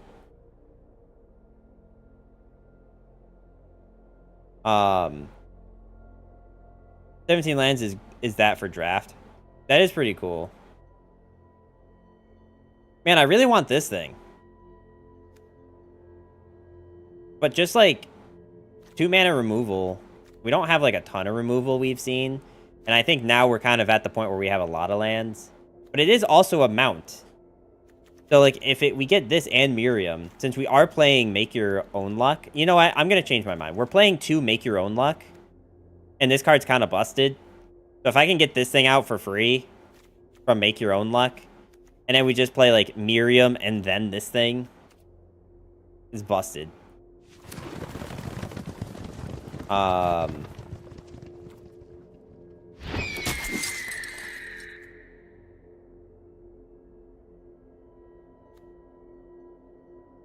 mean, this card just doesn't seem very good.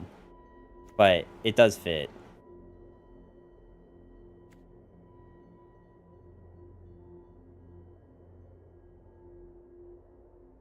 I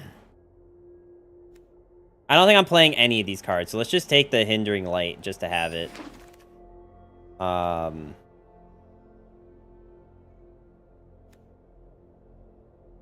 Sacrifice a land, draw a card. I don't think I'm at the point where I like that yet. Okay, so this is the draft now.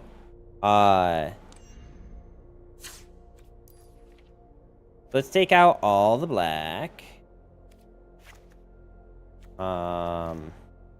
Which I think there's only 2. Now we need to make room for 10 cards. We're probably getting rid of one of these medics.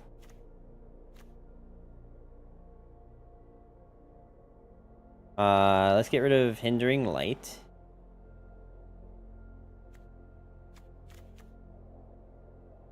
What is our breakdown? 16% green, 16% white, and 8% blue.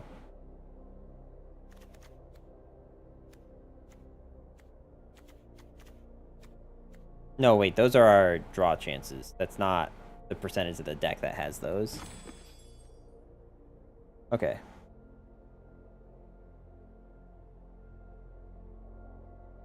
There's still clearly more green than anything else. Alright. Crash a town.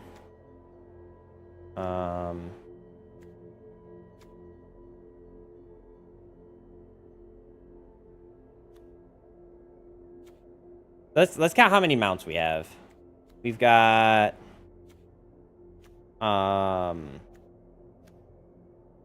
2.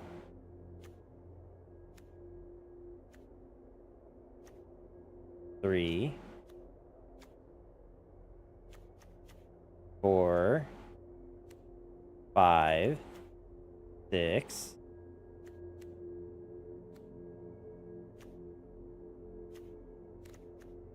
7.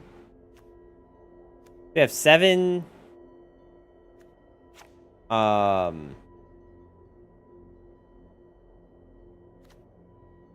7 mounts that I probably shouldn't get rid of.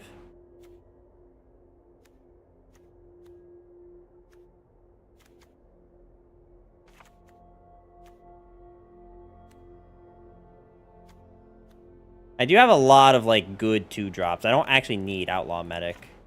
I think if our deck was, like, not super heavy on 2-drops already.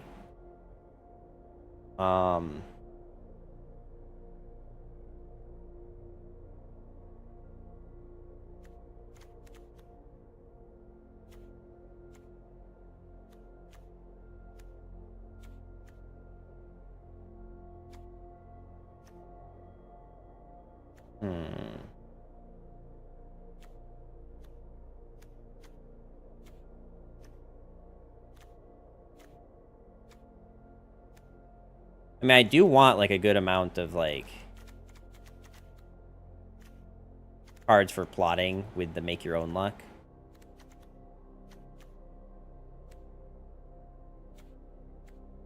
How many lands do I have? I have 16 lands. Should I be at 17?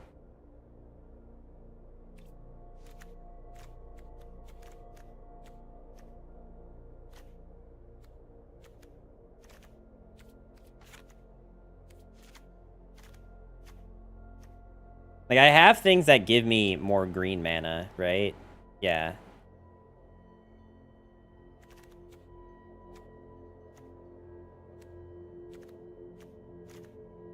I need to remove 7 more cards. Ugh.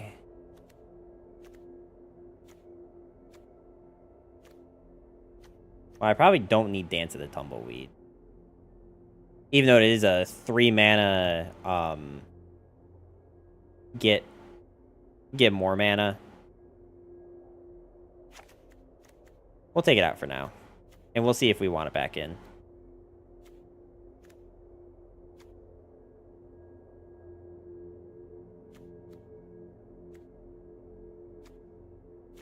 How many cards do we actually have that are that high? So we have 11 cards that are 5+. Which, like, works great for Make Your Own Luck, but that's about it. Make Your Own Luck is literally just going to become our Field of Rush. It's literally just going to become our, like, cheat stuff out for free. Well, not necessarily free, but... I'm trying to get this ice cube, because I want it in my mouth, but... It's, like, not coming over to this side of the glass. Okay, whatever. Yeah, I mean, obviously not for free, but, like, comparatively speaking, like, the following turn, it is free, so, you know. I'm right by technicality, okay?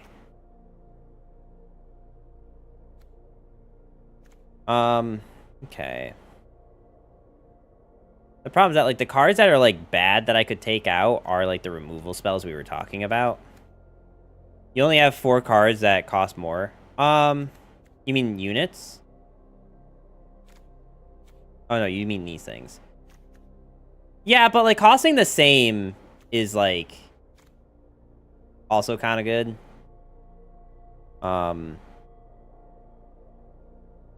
I don't know how likely it is for this to whiff or not, truthfully. Like, statistically speaking.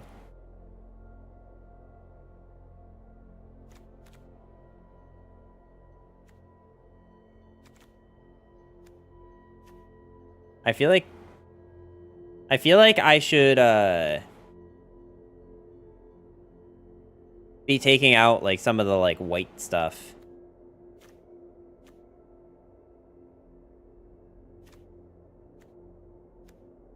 Because these seem to be the cards that are usually weak.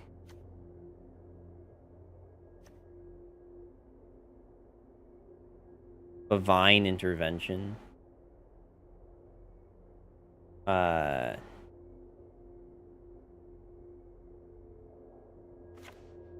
Let's just see. What is our combat tricks? So this is +1+. So this is +2/+2 for 3 mana. This is +2/+2 because I don't have anything else that makes treasures. This is removal. So 3 combat tricks, 1 removal.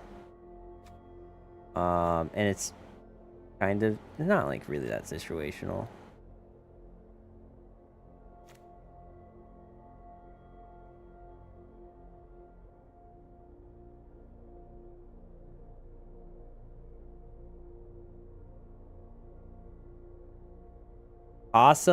Opossum and both other Sterlings.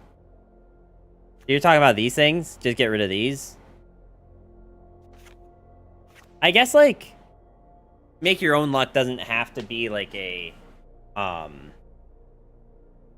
like, getting something out for free game-ending thing. It can just be, like, a draw 2 cards.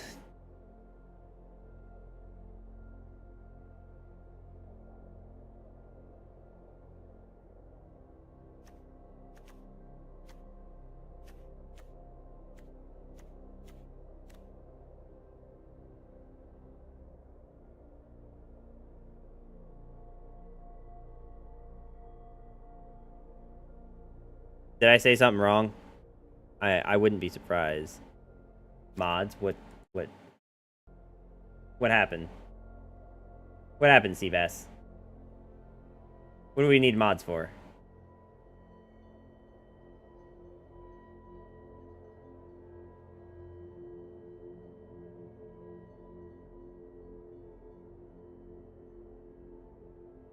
Seabass, what's going on?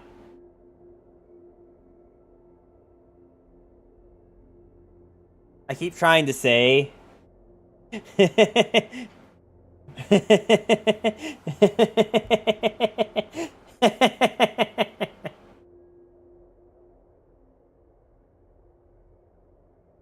Some of my mods. No, you know what? Actually, no. I don't know if you've noticed. We have a channel point redeem. If you really want to bring it back, we have a channel point redeem. You can scroll through them and see if you see it. But if you really want to be able to say that again.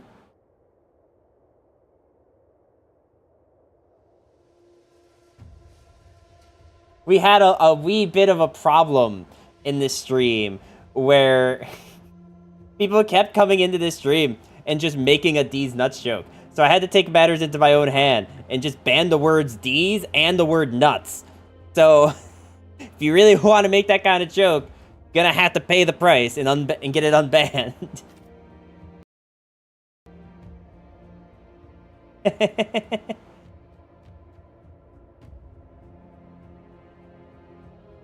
Look, words can always be added for free to the banned list, alright?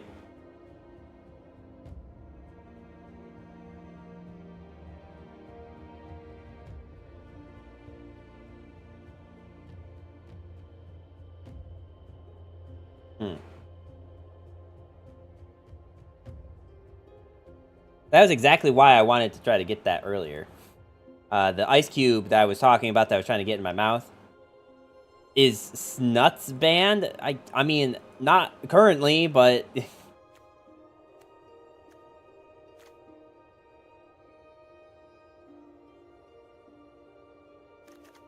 is having 3 blue.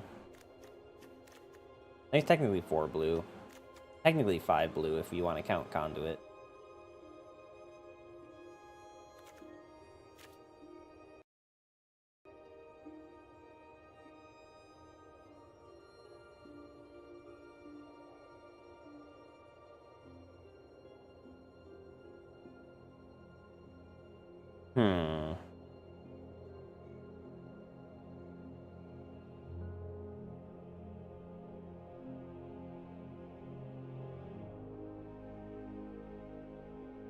Apparently you can restrict users' messages.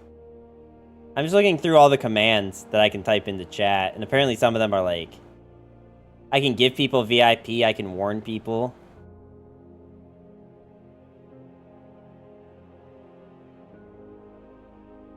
Local mod? What the hell is local mod? Turns on local mod only mode. Only your chat is mod only mode. What? Dude, wait, I was just trying to make a bit of trying to ban the word D's nuts as one word.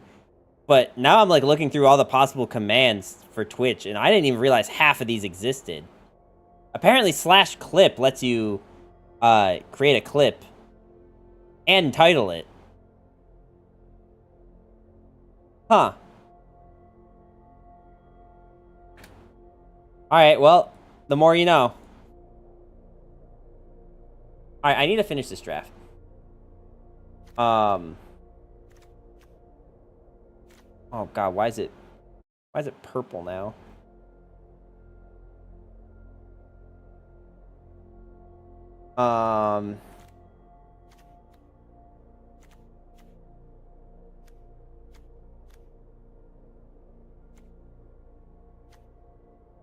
Maybe I should just get rid of Stagecoach.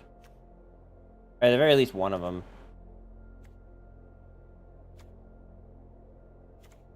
Alright, how many mounts do I have again in this deck right now? We have 7 mounts in the deck. That's not even a quarter of the deck. And if I take these out, we're gonna have even less.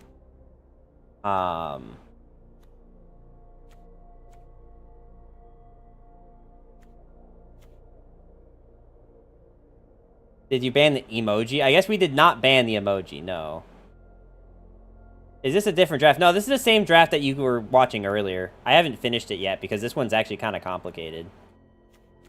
Because, like, all the cards that I'd want to take out are, like, ones that are really good with this deck. But yeah, Sleeper, people are finding ways around the auto mod.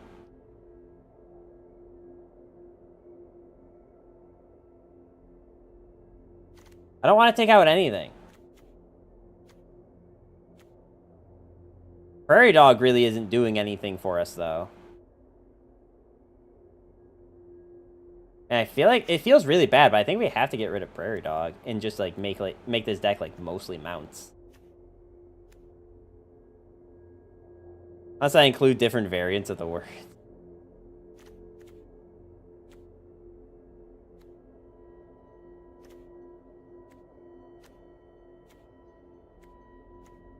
How bad is it to go from 17 lands to 16 lands? Like, how bad is that really, chat? Like, would I be a fool to cut one of the Plains cards? Since we realistically have 2, 3, 4, 5, 6, 7, 8 white cards.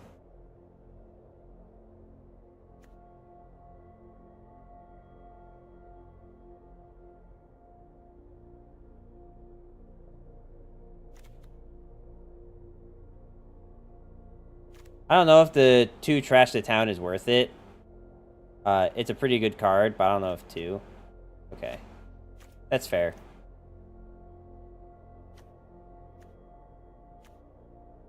I think maybe I don't need 2 Stagecoach either. That's what I'm thinking. Like, even though we don't have a lot of, like, top end to make the free card from Make Your Own Luck good, I think we do have enough cards. Like, we have 4, 5, 6 cards, so, like, still less than quarter of the deck, but... I'm also pretty sure that you can use this on Make Your Own Luck as well. So you can just cast the other Make Your Own Luck next turn and draw 2 more cards. I think this is fine. Alright, we're gonna just run with it with this. But an ad break did just happen. So, I guess I'm gonna maybe see if I can't... I don't know, I'm like... I don't know why I'm so hungry right now. Maybe it's because I've been, like, cutting myself from calories a lot this week. That my body's just not used to it. But I don't think I really have anything else that I'd want. I mean, I guess I could get a mint. And if you want to ramp on 3 or past 3, you play a 4-5, then tricks. Got it.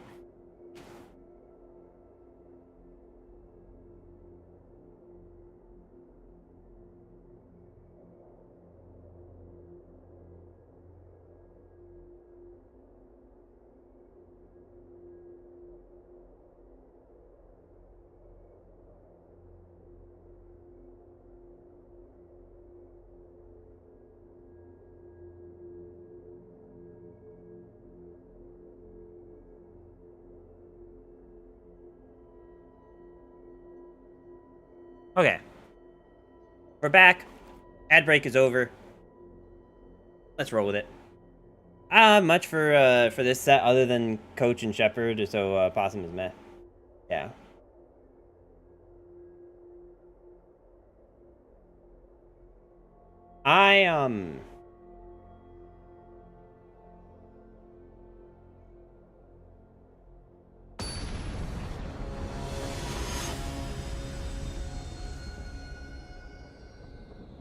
Okay. Now we're actually in a game, so someone's just gonna have to let me know if, like, the music and sounds are still too loud. 3 lands, but none of them are green.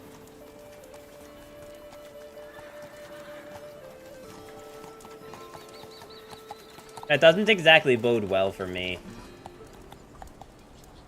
Even though we have 3 lands, I think this might actually be a situation where, 42% to draw another land. I feel like we should actually mulligan here. The problem is that I feel like I have the odds for our next mulligan to give us, like, 2 or less lands. And that kind of terrifies me. Pylons can pay green. Yeah, they can pay green, but I still need to get 1 more land before I can, like, start playing stuff.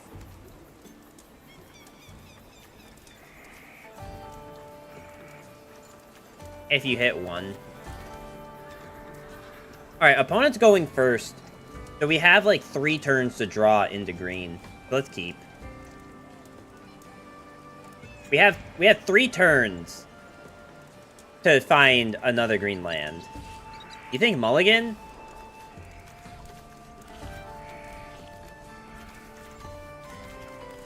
I'm so conflicted. Like, mulliganing is so much easier in any other card game, because I don't have to worry about the stupid lands. But fine, let's mull. We'll mull. We'll mull. Alright, this does seem much better, actually. This already seems a lot better.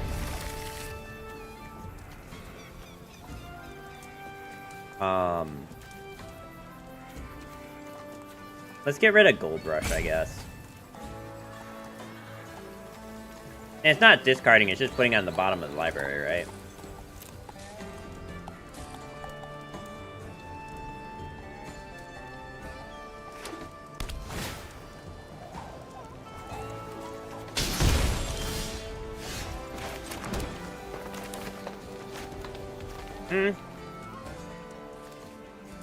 I don't think I want them, like, addressing that thing right now. Truthfully, like, they're in blue and green.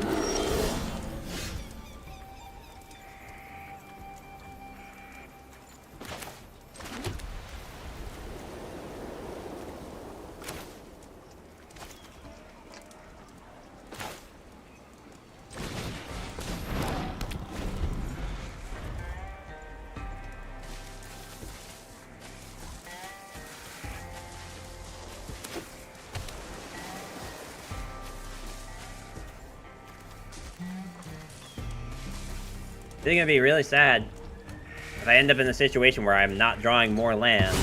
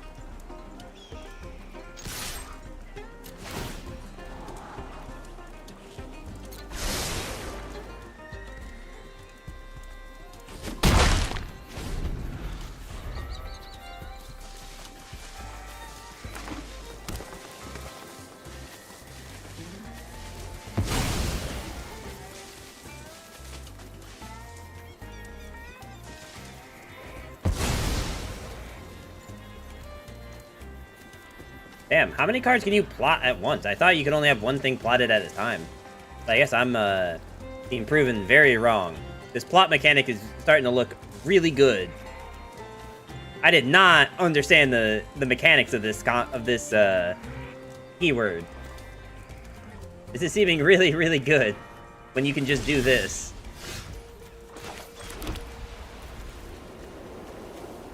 I'm sorry, how the F have I never seen you actually play this game? Because drafting takes like a year. That's probably how. With only 4 mana also. I know! Alright, so this shit's actually kind of busted. Alright, I didn't realize that. You have to mount every turn.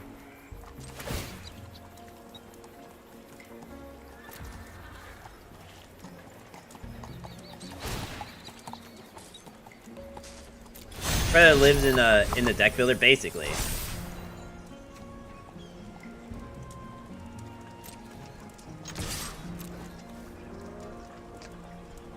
How you doing today, Kyle?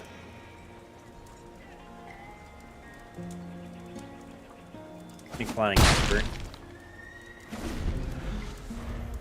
Plot cards from your hand cost 2 less. That is really strong.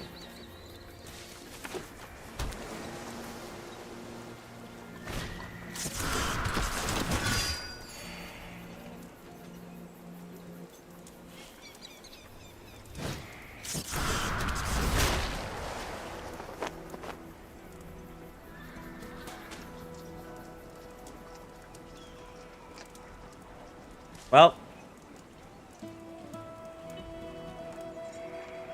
to be honest, yeah. First off, yeah, I don't see how I win this.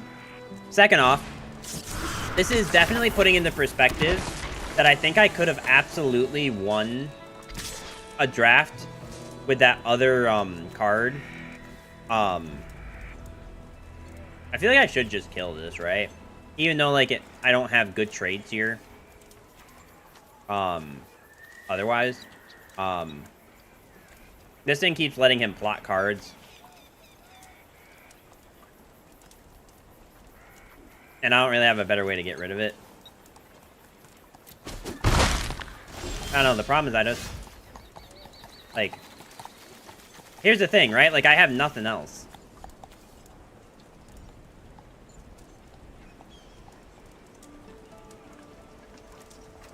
Alright.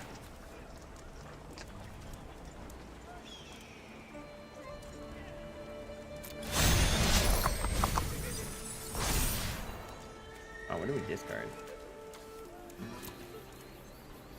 He probably plotted every card with plot. Fair.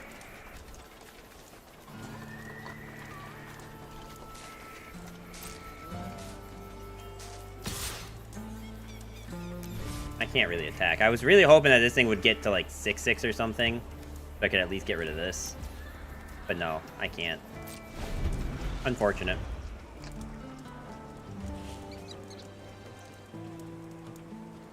And now I've mulled a land that I kind of needed. Actually, 2 lands that I kind of need. I need at least 1 more land for this.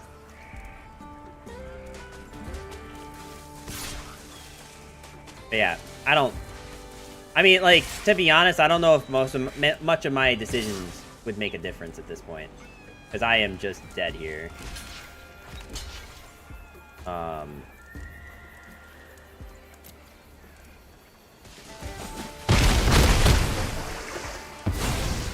think I have trample. It did.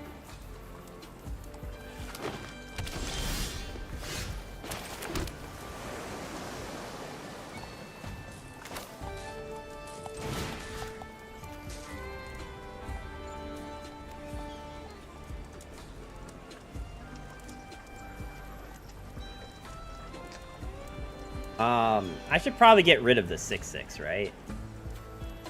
I mean, it's a token, so it really sucks to do that. But, or we should just get rid of this thing. I don't really have a way to address a 6/6 unit, though. Outside of, like, the Ankle Biter, which I could get back with Shepherd.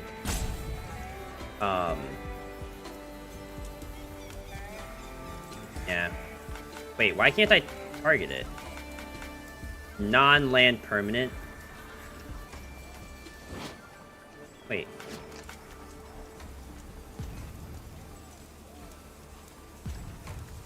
What?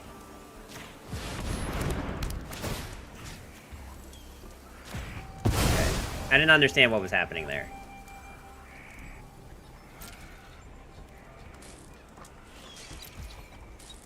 We're gonna keep these as blockers.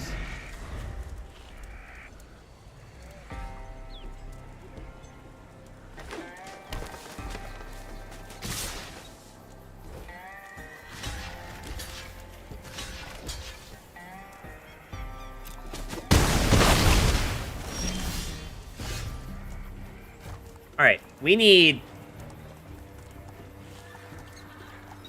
to start doing this, I think. I'm gonna take 4 damage next turn, though. But I think I think I have time still. Like, I mean, if they have 3 more damage in their hand, then we are just dead. Maybe I do just need to be playing defensively. This thing can trade into the Loan Shark, and then I have next turn, right?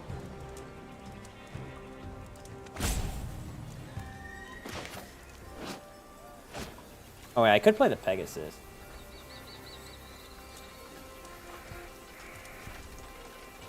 Or this to just, like, start trading positively. Okay, you know what? Let's put a threat on the board. I'm gonna put a threat on the board. Just that, like, they can't just, like, freely attack in. And then we can make your own luck. Okay, sick.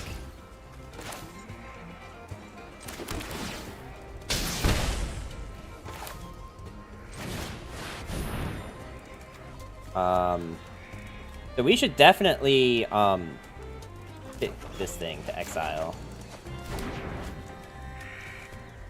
I don't want to attack.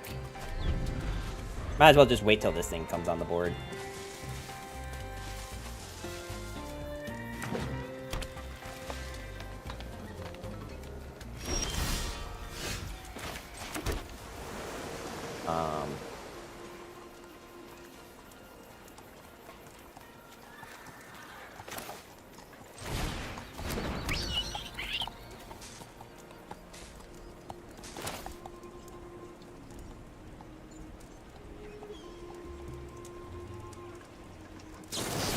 Alright. We're gonna start getting rid of their units. Since they're not playing anything, we should just start clearing their board.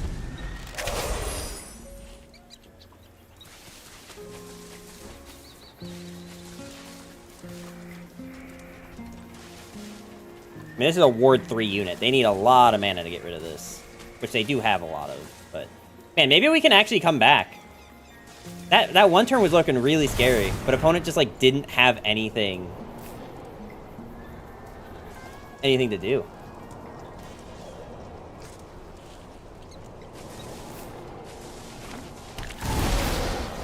Okay, that's not great, but you know what? It's not the end of the world. I can just block down on this guy a bunch.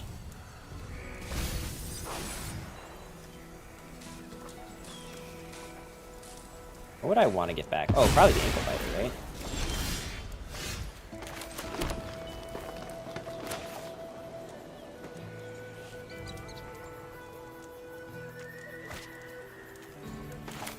You got a flyer? Yeah. Alright, so we're gonna get back Ankle Biter, I think. Even though, like, I could get the Stubborn Burrow Fiend back into my hand. Oh, I could also get Miriam back. But no, I think, specifically with the unit that they have on the board, I need something that, like, makes it so they can't just attack in with this. But I'm also not gonna attack in with these. Not yet.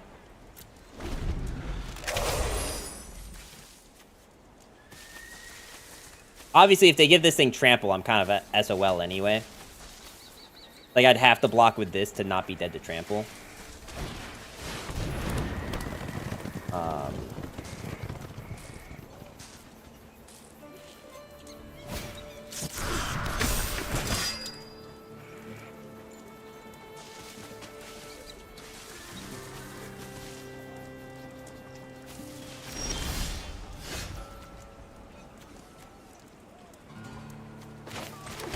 I should probably make your own luck, right?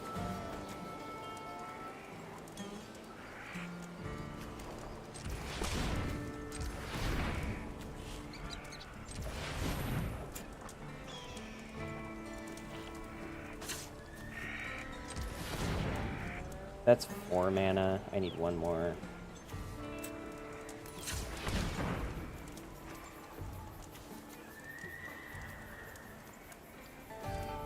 And then I have 3 mana left, right? So I can play either of these.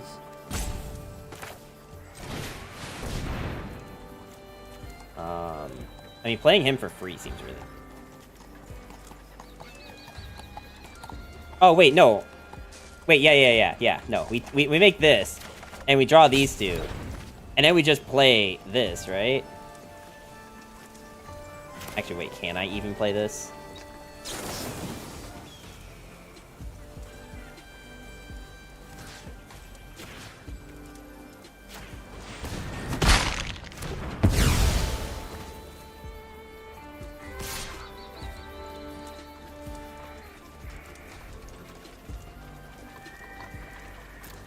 A lot of lands you got there.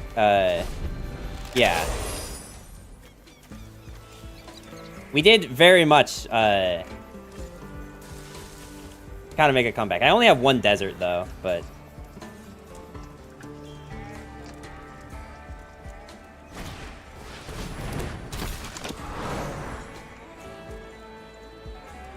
oh, he also has vigilance.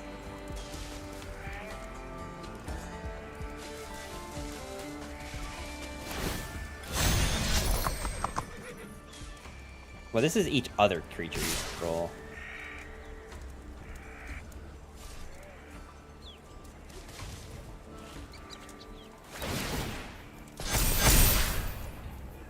Oh, so this thing isn't... This, Okay. Well... I mean... I'm pretty sure we still just block with this. They do have a lot of mana. Well, here's the problem, right? Like... If I block here... Do they have a way... What are their colors? They're green... They're also green, blue, white. So they do have cards that would let them get over. Double block? Oh, I guess we could double block. I keep forgetting that you can do that, because I'm just not, like, used to doing it in this game. Like, I played Legends of Runeterra and Hearthstone, so I wasn't, like, used to being able to do that.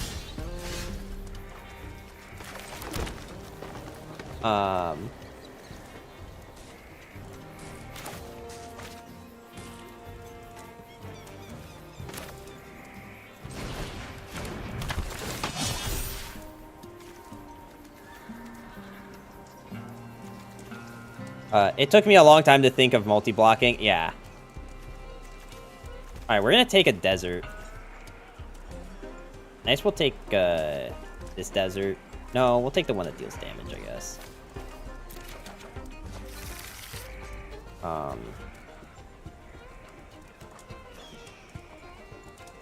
Surveil. Oh, maybe we should have taken that one then.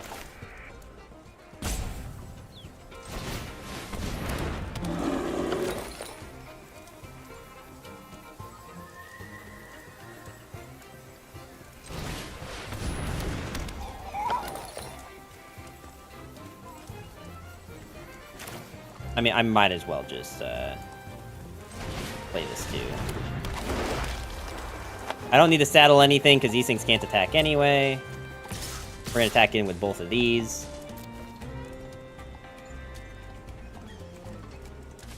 Oh, okay. Damn, we turned that one around. Holy shit, that early game was horrendous. That early game was horrendous, bro. And then look at where we came.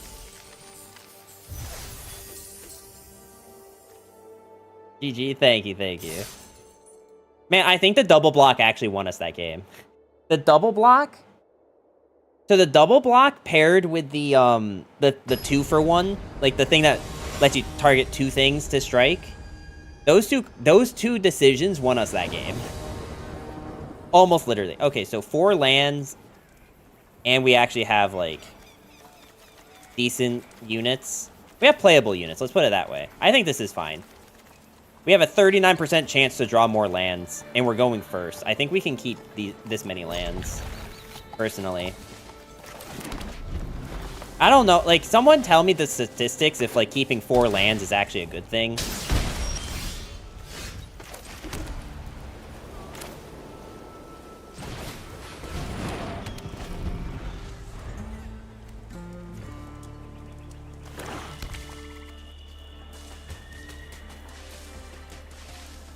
Now, here's the question. Do I think I actually get to the point where I can play this from hand, or should I just get mana?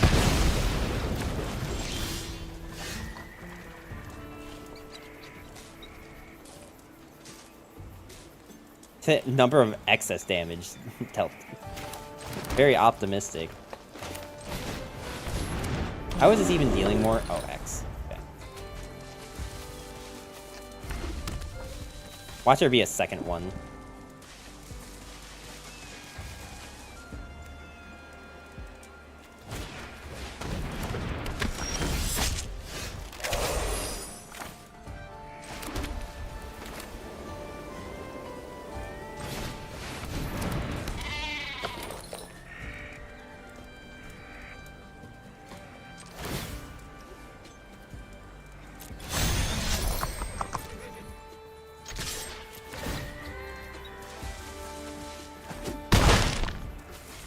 Okay.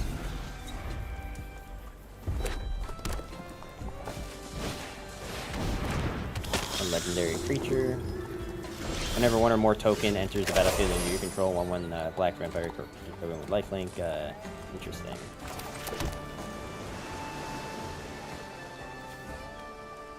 I guess we actually are really close to being able to play this, huh? We need one more mana.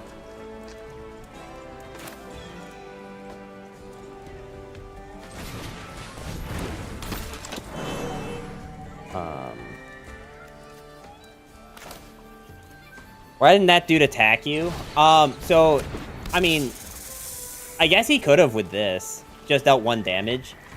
But then he wouldn't have it as a blocker for this turn. Which is kind of a problem, right? Also, Facetious Cat, how you doing today? If I do this, I want to, like, do it with her, and then... Actually, what we can do... I won't be able to mount... I won't be able to block this turn, but I don't think they're really trying to attack in with that anyway.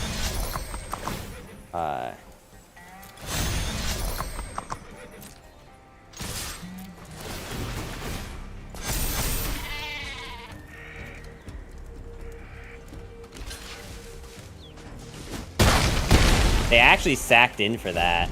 Damn. Like 25 years since I ever held a Magic card, so please forgive my noobness. No, you're fine. Look, this is a new experience for me too. It's totally fine. How you doing today? Oh, this has Vigilance too.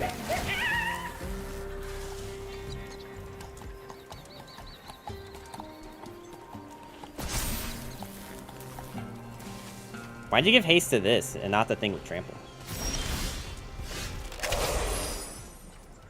Oh, I'm so close to being able to cast this.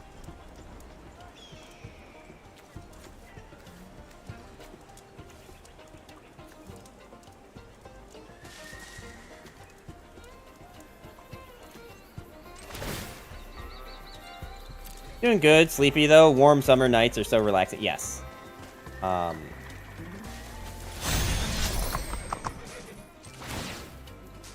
no. Cancel.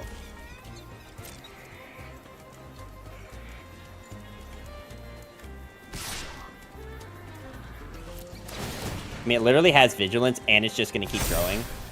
And it keeps giving me another unit. If I get 1 more mana, this thing comes down, and then it's a really big threat. Wow, man. Yeah, I'm starting to understand why white-green is just so good. Are they going to trade everything into this? Alright,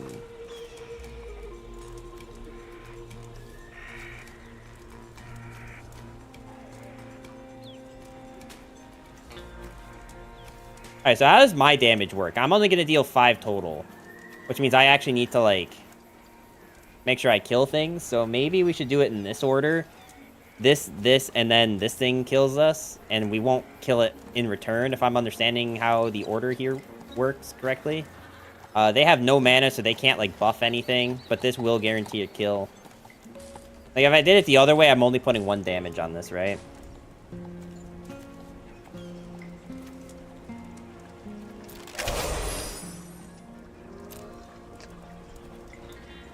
Coyote Mine Rider. What, you like this? I guess I was trying to get rid of the thing that has more health. Just because I think I have ways to give everything stats. And then, like, the 2/2s aren't a problem anymore, but... I really think this is better. It is technically more stats, but... we could do it that way.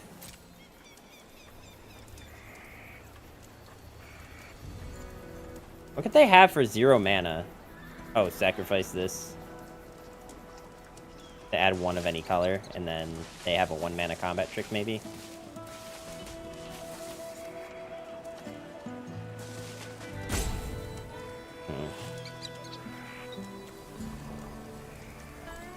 Problem is, I can't play either card. You normally choose your blockers. Yeah, when you are the attacker, you get to choose your block order.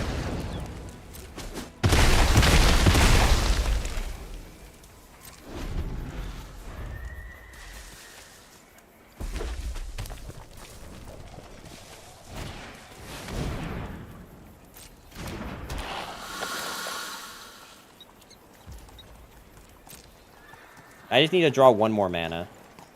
Or, like, I mean, this kind of works, too. I mean, I could also just be using this thing's other effect to get 1 more mana, and then just pray for the second one, but I think we're so close to being able to have it that it just doesn't really matter.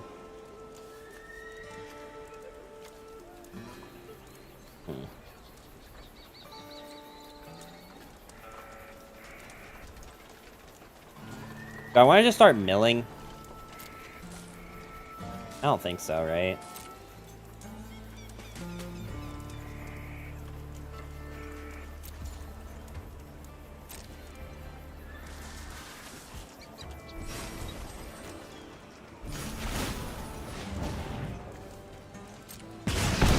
Alright, so they're just gonna try to perpetually deal 1 damage to us every turn. So in 20 turns, we're dead. Or 19 turns, we're dead. I'm sorry, 16 turns, we're dead. Because we have 16 health.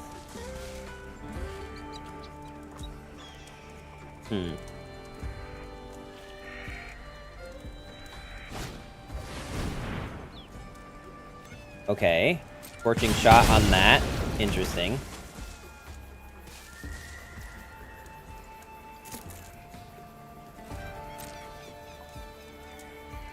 Actually, wait, is Spacebar still just go?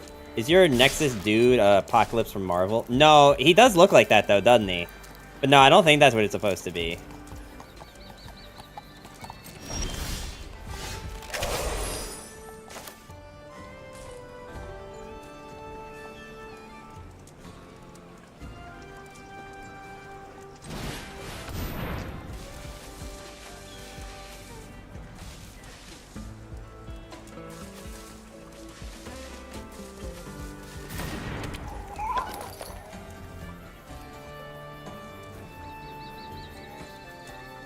Man, maybe I just need to do this. Like, I think I need to do this just so I can play Betrayal at the Vault next turn and just, like, win on the turn after. But, like, this can kill both of these, and then we're just dealing, like, a crap ton of damage. Maybe we do it next... I won't be able to do it next turn.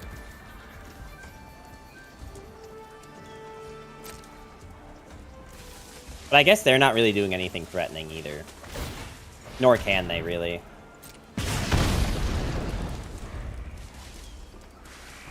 They don't have anything in hand. I mean, that's fair.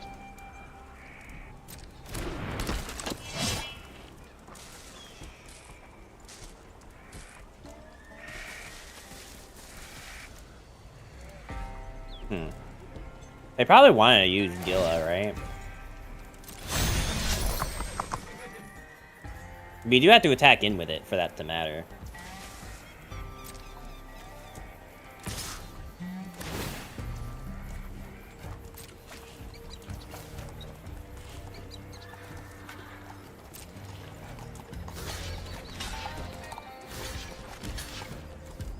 I think I just want to use my sheeps to get rid of this, because they don't have anything in hand. And, I want to keep my ankle biter for something a bit bigger.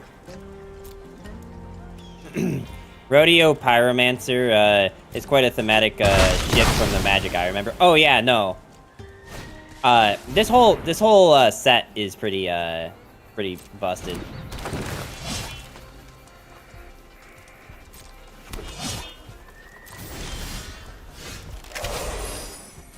Okay, well, you know, this is at least mana fixing.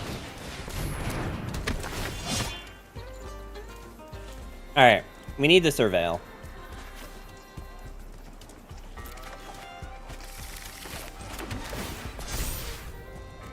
I love that one. Let's keep that there.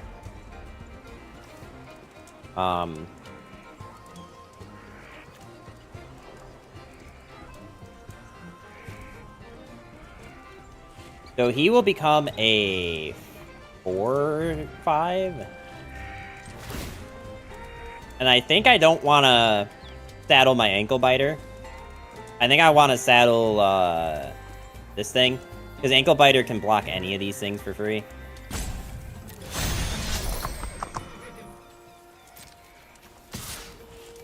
You could saddle with Green Blade, yeah.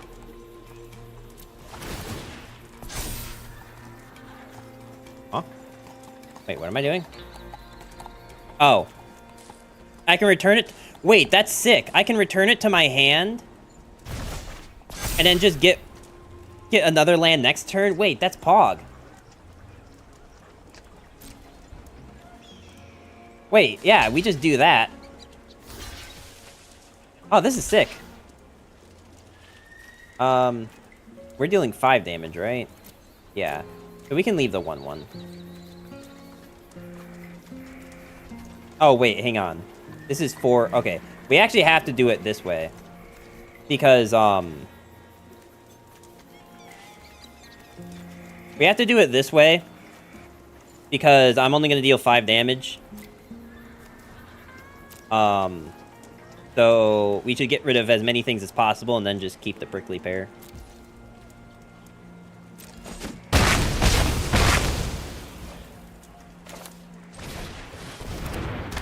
Man, what a busted combo.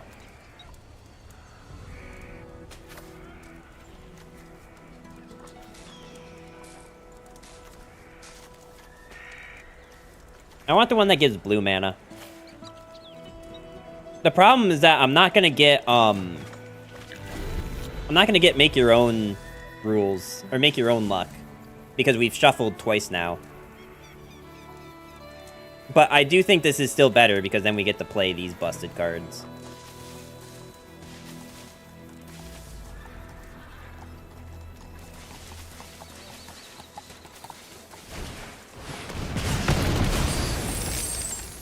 Okay.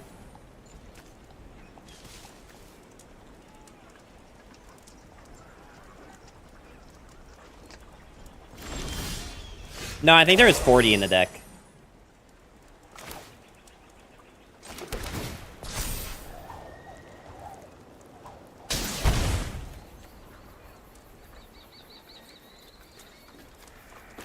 I think we do this thing first.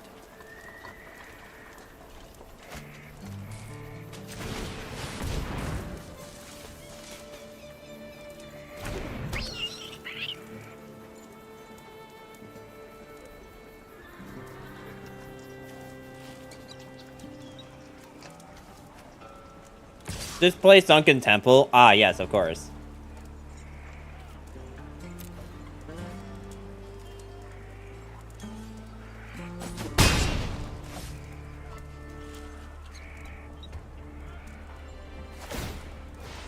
No attack. I don't think there's any punish to attacking with this thing.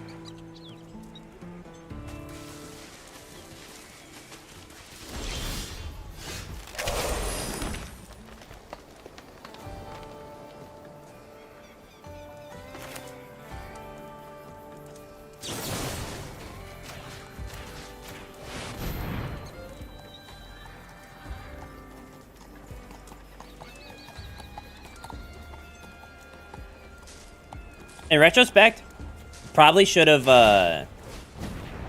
done the betrayal thing with one of these, but I do still have an instant that gives me +2/+2. Okay.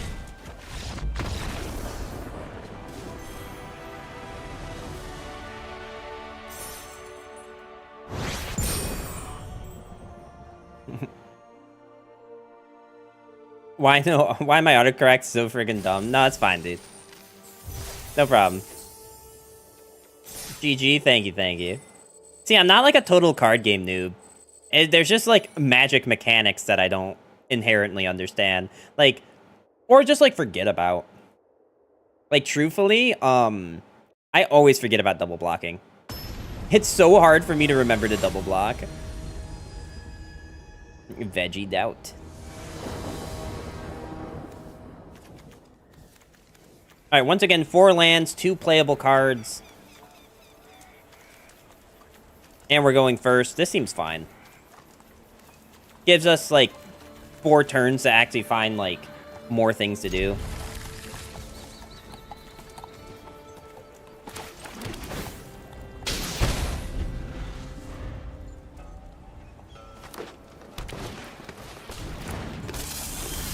Respect.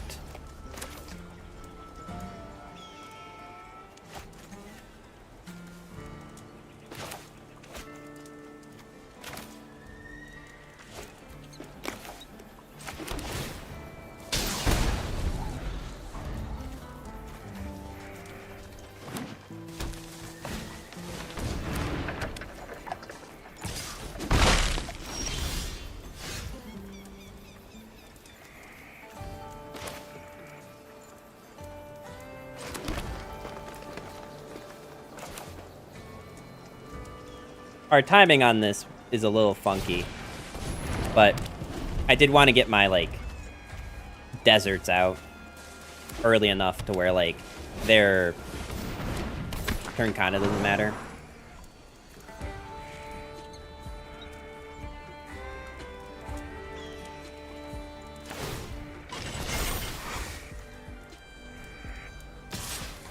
That is going to start being a problem.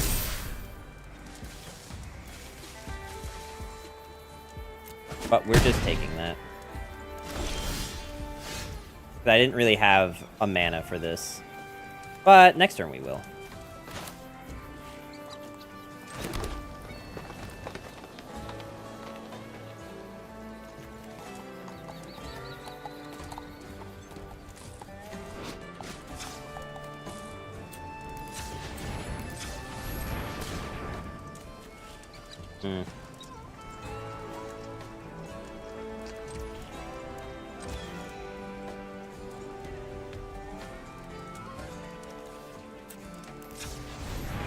Maybe instead I actually just play this thing. Oh, right. I do need one of you. And then we can Gold Rush next turn for this thing.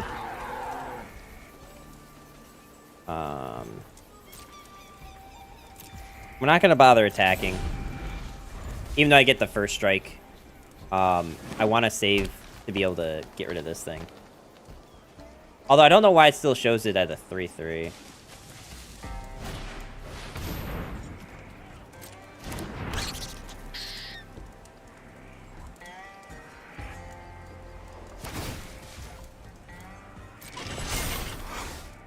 Okay. Interesting.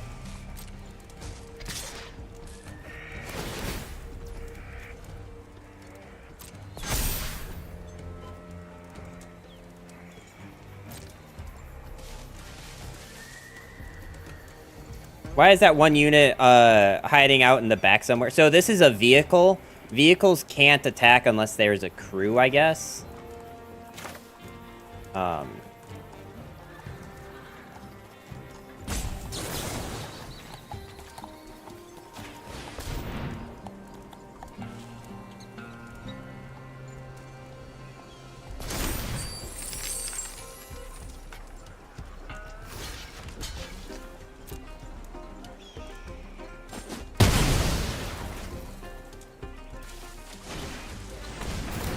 Damn. That's unfortunate, but...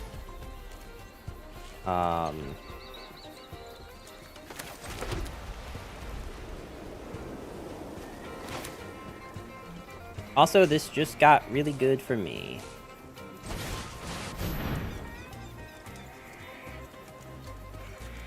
Yep. I'll take 2 lands and that. Maybe we should have attacked. Just forced the trade. No, because then it just trades an Ankle Biter. But then they don't have Ankle Biter anymore. Can you make your talkative possum ride the kitty? Yeah. I could have made like any of my units. So saddle and vehicle kind of work similarly. Not exactly the same, but... Am I really just going to tank 4 again? I think I'm fine to tank 4. Because this thing can start to get really good.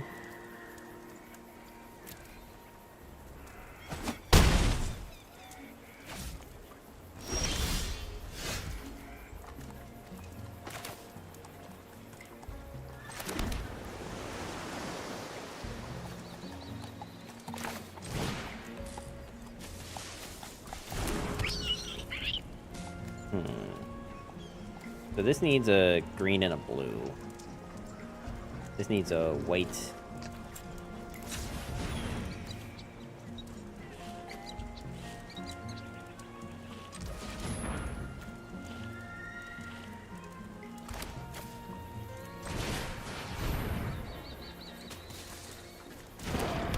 This is an instant.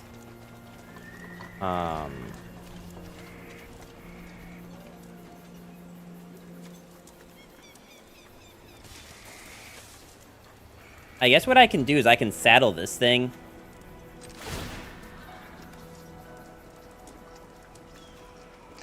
and then attack in with this.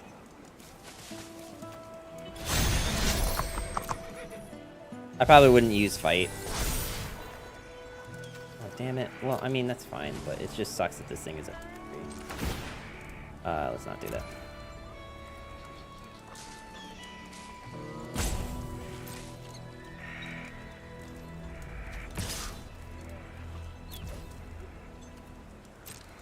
So far, the only good block they'll have is Ankle Biter, which means they won't have it for Armadillo.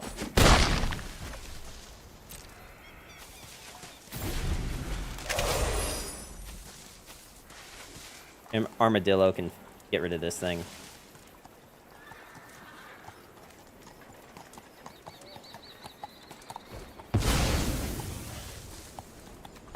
So they plotted this. X 2/1 vermin tokens, where X is the number of creatures in your graveyard, which they have none, so, okay.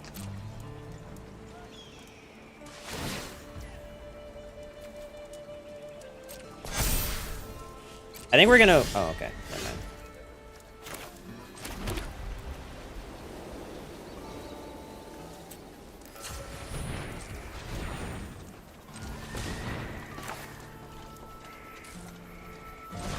Is there a honey badger in this game, and is it immune to that snake? I don't know about the honey badger, but that'd be really funny. I mean, this thing's kind of a badger, right? Badger, badger, badger, badger, badger, badger, badger, badger, mushroom, mushroom. A badger, badger, badger, badger, badger, badger, badger, mushroom, mushroom. Okay, let's start, like, doing this the other way around and give this thing first strike. I don't particularly want to be milling through my deck, if I'm going to be honest with you. And also, it gets rid of the fear of Ankle Biter actually being, like, a threat.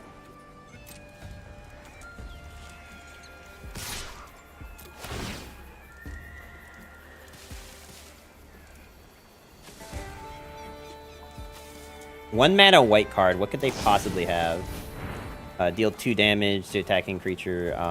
Maybe I should do this just to clear the Miriam or the Prairie Dog. Either is honestly fine.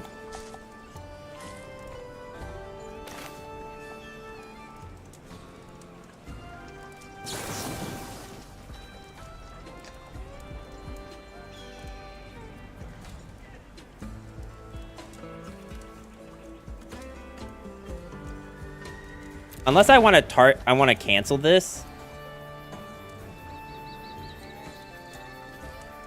They don't control a mount. They only control a vehicle, which is not a mount. Oh, you think just get rid of the Ankle Biter? I guess that does make sense, yeah. Just get rid of the thing that has,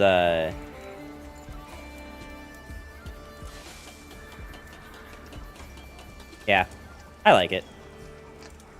I was thinking of trying to, like, clear the board, but I think getting rid of that so the Armadillo can just start, like, slapping them for a crap ton of damage does make sense. Right. I think I do want Miriam, because I do have things with mount. Miriam would be pretty good. Getting my own Miriam to counter theirs. The problem is I no longer will have a way to block a Mobile Stampede or Homesteed if I attack with the Armadillo. But also, if I attack in with Armadillo, like, their options are tank 7 or trade down their whole board.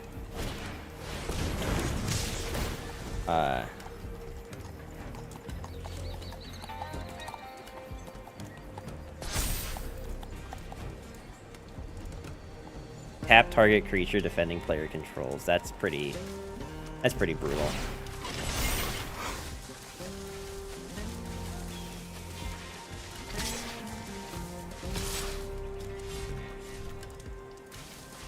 Wait, are they not gonna do it? Wait.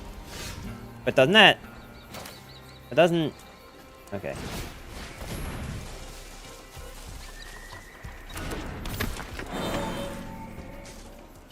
They don't have mana. But they don't need mana. Right? Like, am I crazy? They don't need mana now that it's already equipped?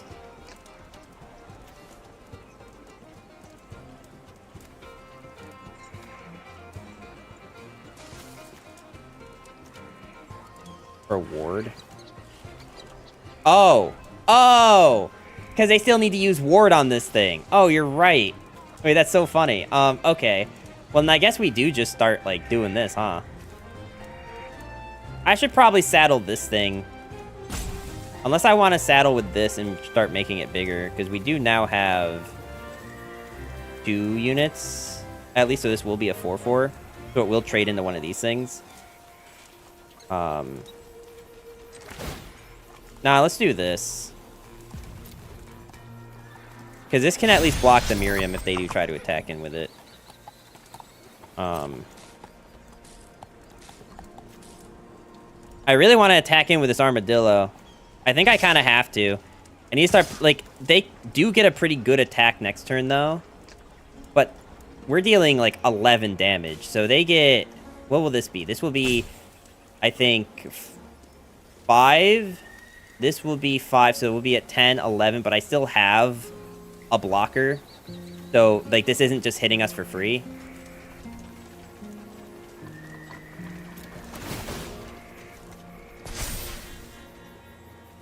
I could return her back to my hand, but I don't think I need to.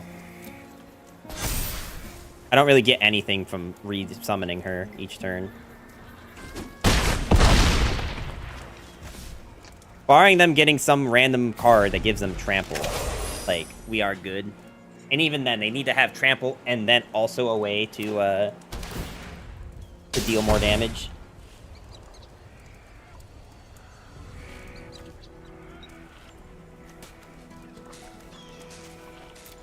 So, 1.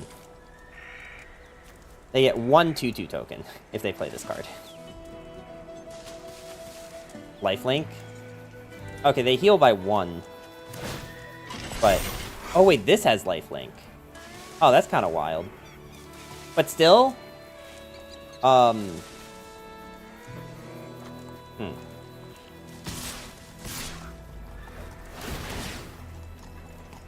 Oh, they can just do this. I forget about that. Alright, well, we just lose. Oh, wait, no. We're at 1. Okay. We're at 1. We're good.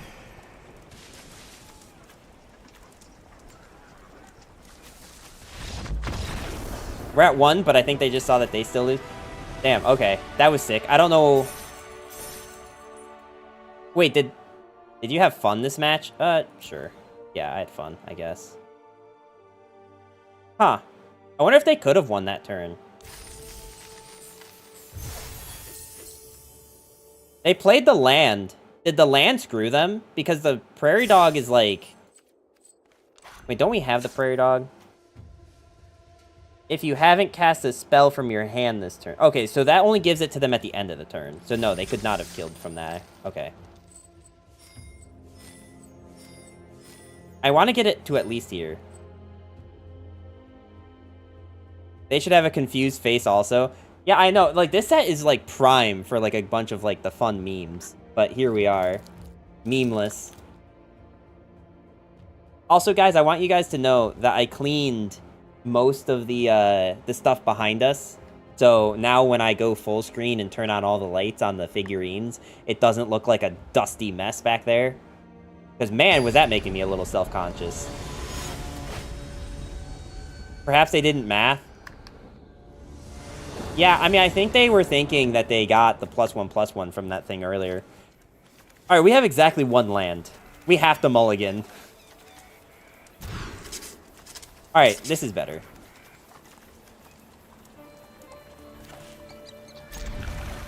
Bottom of the deck. Man,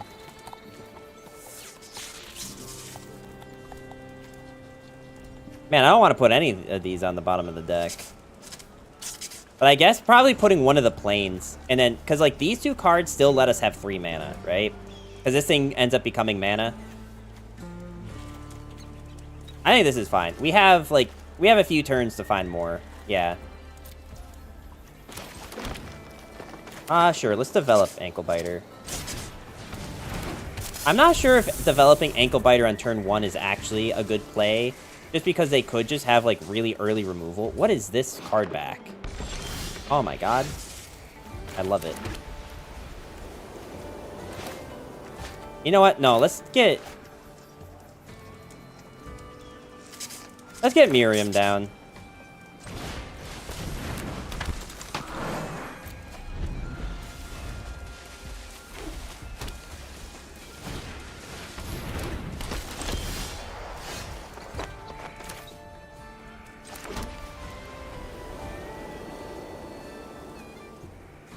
I kind of want to attack in with everything. Or at least with Miriam. And force the block here.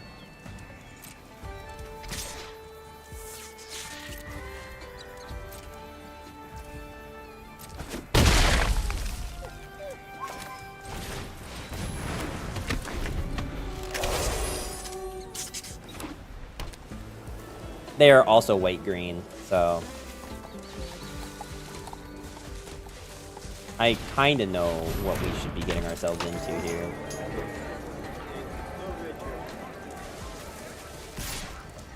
I already have an answer for this thing.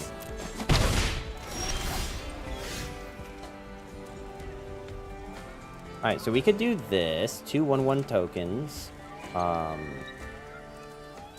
Creature gains a trample.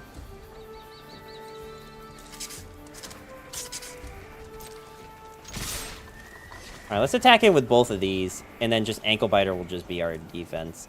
If they really want to try to trade in with this, then I think we just Gold Rush them.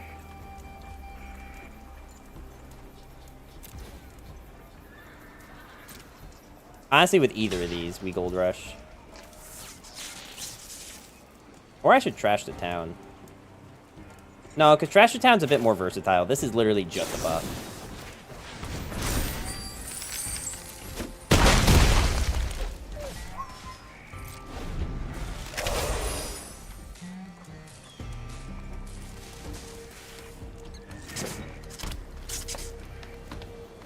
I need 1 more mana.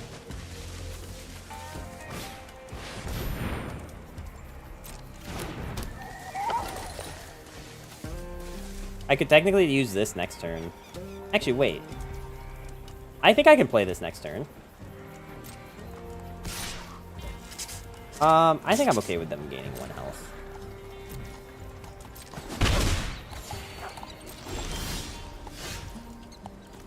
Oh, I can totally do this turn.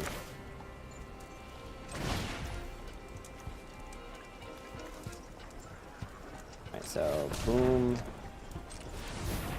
Boom, boom. Boom.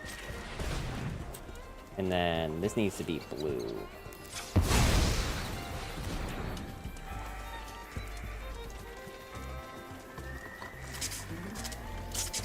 I guess we're probably going to actually use Betrayal at the Vault as our,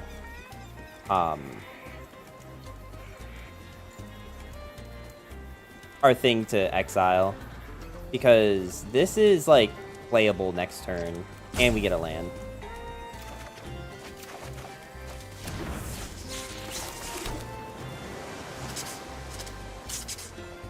If you plot an instant, it's not instant anymore. Okay, I didn't know that, but also I think that's okay. I think we're probably going to be casting this as a sorcery. Like, here's the problem, right? Like, if I keep this in my hand, I have to wait until I find 3 more mana, or 2 more mana, which isn't, like, always guaranteed. And they're spending all of their mana each turn anyway, so we can just Ankle Biter these 2 things and get rid of most of their board. Are you gonna... You gonna take care of this, bud? Wait. I just blocked this for free, right?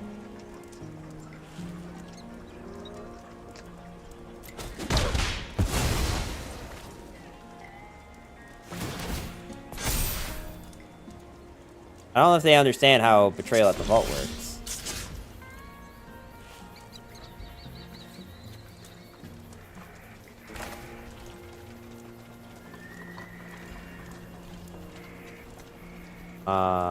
Okay, so I need...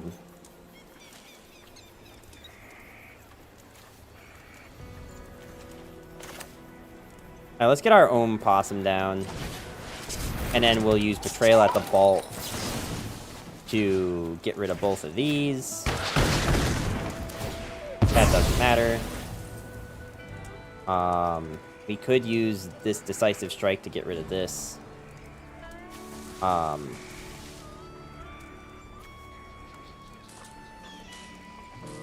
don't know if I need to. I think we maybe just save Decisive Strike for when Ankle Biter can kill something.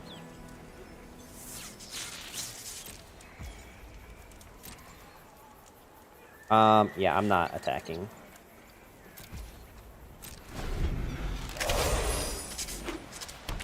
Job's done.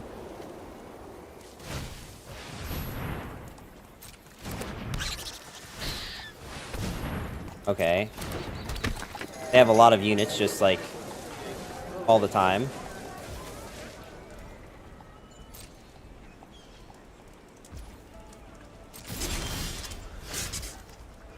We probably should cast this. Did you look at the game I sent? You mean in the Discord? I looked at it a little bit.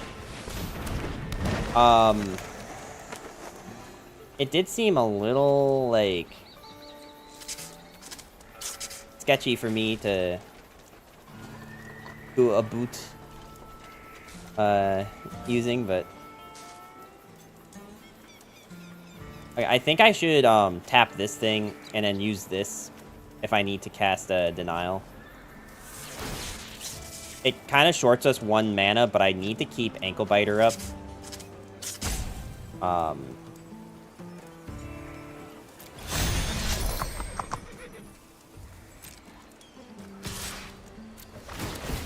so no, I don't want to return that to my hand.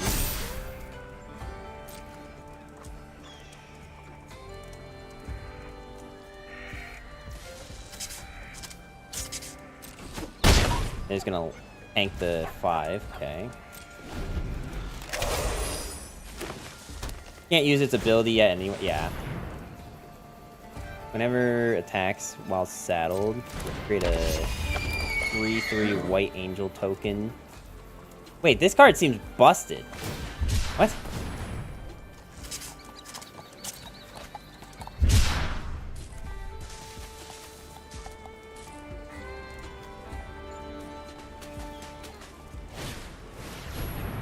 Enters the battlefield, look at the top 5 cards of your deck. Okay.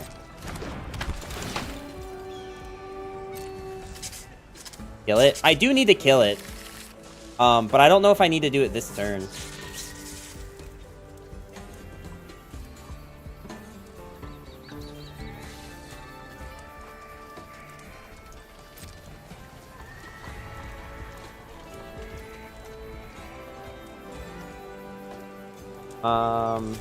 Okay. Well, I mean, that kind of takes care of that problem, too.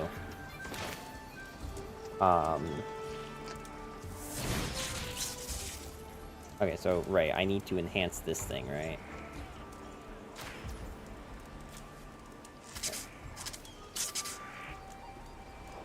Oh, wait, hang on.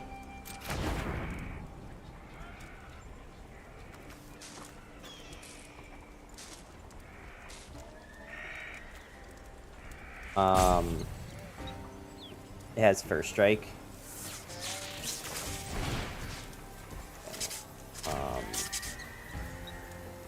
I guess just auto pay, because I don't really know how else I would do it. And let's get rid of this thing. So I can still do this, it looks like.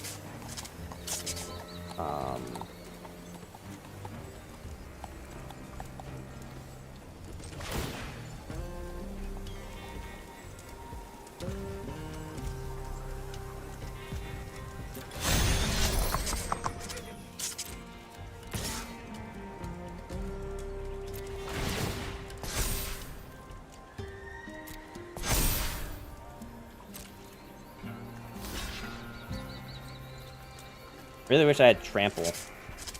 I could give it Trample. Actually. I don't think that's actually useful. I mean, I think it's useful, but I think I would rather keep it for something else.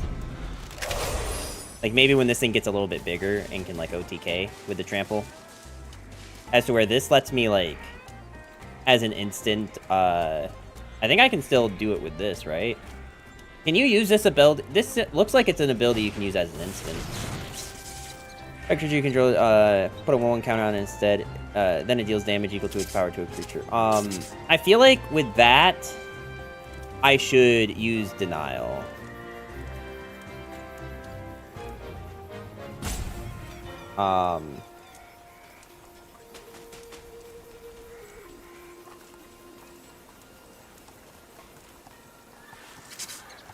Because Miriam is kind of making this thing pretty big. But then I'm losing my ability to do this. Actually, wait, no, what am I talking about? I can literally just do this. And just kill this thing this way, and then this still can't attack. They have a planes in hand.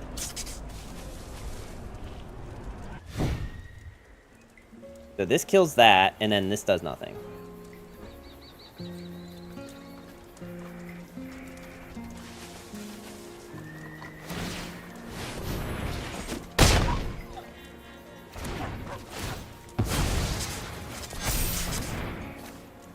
Okay, I don't... Oh, you made this thing a little bit bigger. Can I actually summon this? I can. Okay. Do I have any... I don't even have any units in the graveyard, so Shepherd would actually be worthless.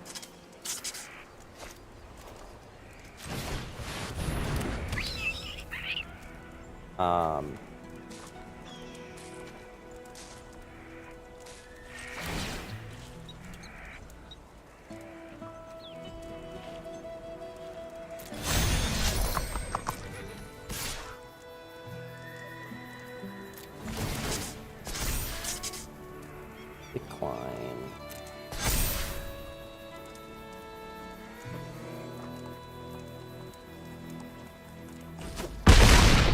I'm surprised they didn't like attack with this if this thing's also a 7/7. Or block with that, so it's a 7/7.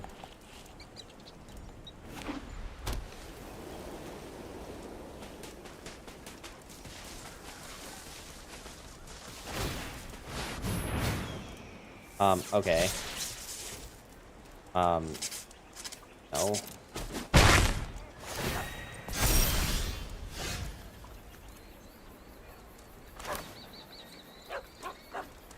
Oh.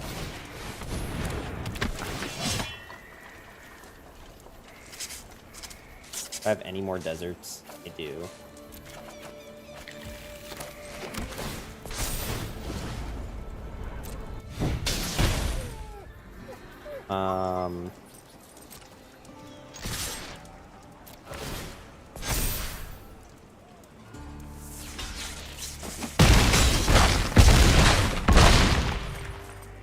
Alright, stick.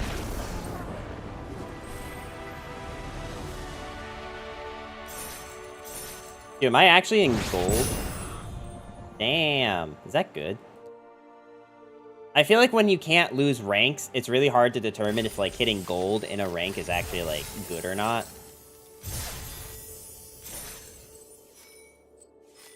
Alright, I need 2 more wins.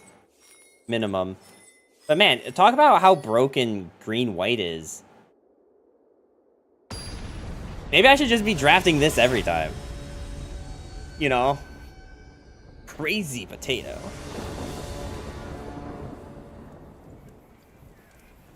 Higher than silver? I mean, that's fair. Alright, so we're going first. We have 2 mana. And we do have playable cards. Like, we do have cards that are playable. But 45% chance to draw a land. We are going first. I feel like, I don't know, I wish I knew the odds of us like mulliganing and getting a worse outcome. If we get like 1 or less lands from this mulligan, then it's pretty awful.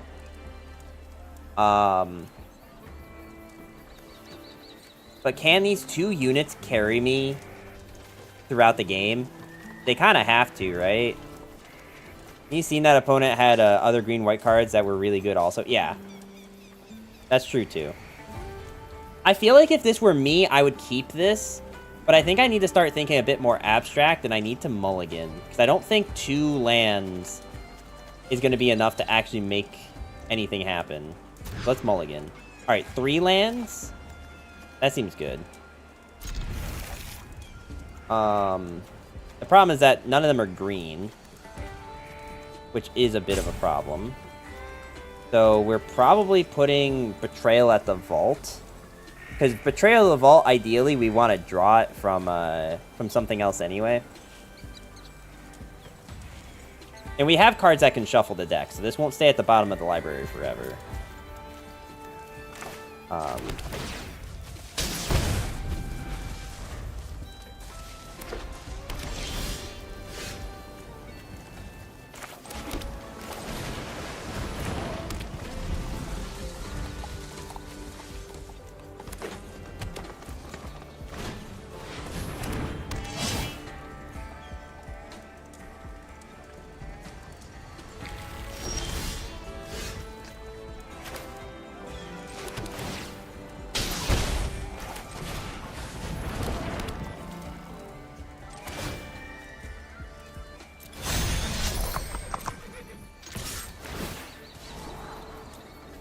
Scry 1. You know what? Actually, that is a really good card.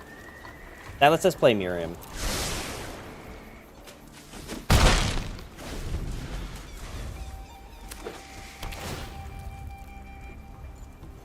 That's a really cool, art.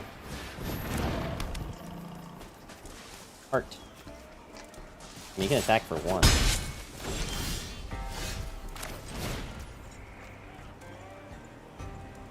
Oh, I can't play it. Oh, God, that was... Oh, dang it. That was stupid. Okay, well...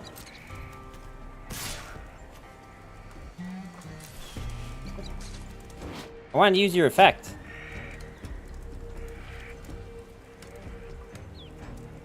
I wanted to saddle and use your effect. What? I don't know what happened, but... Okay, I guess I'm just gonna... do this just to scry. But I do kind of need to be finding stuff. I still have this as a blocker. Oh, but it's only when it attacks. Oh god, I'm flubbing this. Alright, we're flubbing this, but it's fine. It's fine. It's fine. We're flubbing this, but it's fine. Guys, it's fine, okay? Repeat after me. It's fine, okay? We flubbed it, but it's fine. Okay, I couldn't have done anything about that anyway. But that is kind of scary.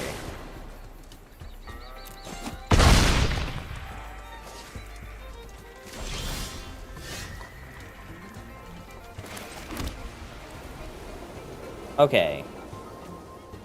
If I do this again, I'm gonna take 6 damage for nothing, but I do need to scry.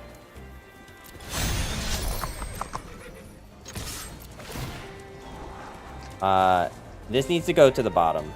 I need green.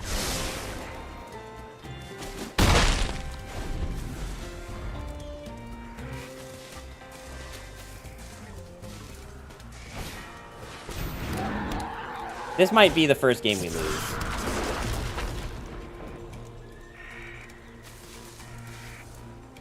Well, you saddle both of these and get 2 first strike units, right? Not that it really matters much, but you get to scry 2.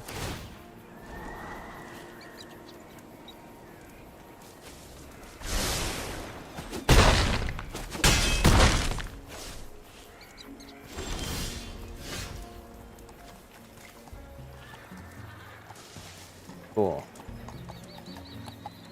Shuffler being mean. Yeah, well, I think we lose next turn, because I can't actually block everything. Genuinely can't actually block everything. Like, let's say this stays a 2-2, and I block both of these, they still have 6. If I block 1 and 1, they still have 3, 4, 5, 6. So we're just gonna, like, not do anything and see if they realize they have lethal. They probably do. Like, in these, like, earlier ranks, you never know if, like, someone's, like, really paying attention. Oh, okay. Well, now they definitely have to know that they win, right?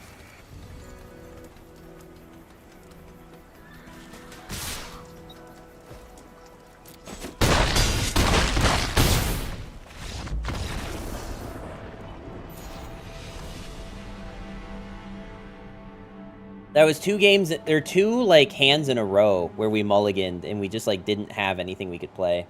Very unfortunate.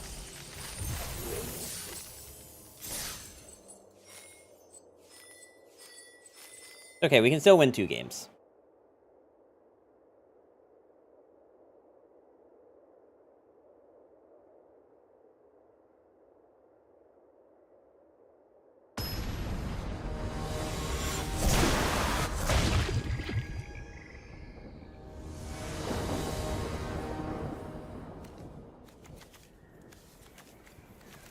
This looks like a really good hand, actually.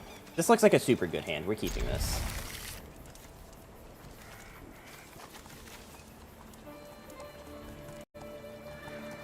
If only you kept the 2 hand. Well, I don't know. Would the 2 land hand have even been better? I guess it would have entirely depended on, like, what that game looked like. Whoa, this card back looks sick. Let's go ahead and play this thing first instead of Miriam. Because if we play this first and then we play Miriam next, we can immediately saddle this and give it +1/+1.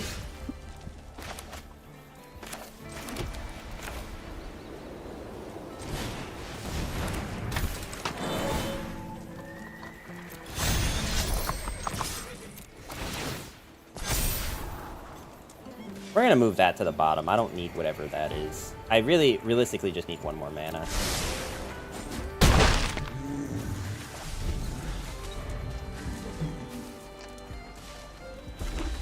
Miriam's, like, super good. Holy. No wonder she's a legendary creature.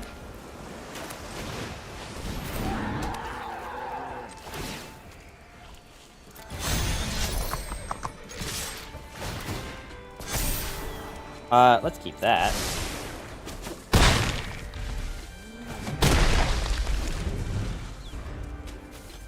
Damn, homie, you have any playable cards?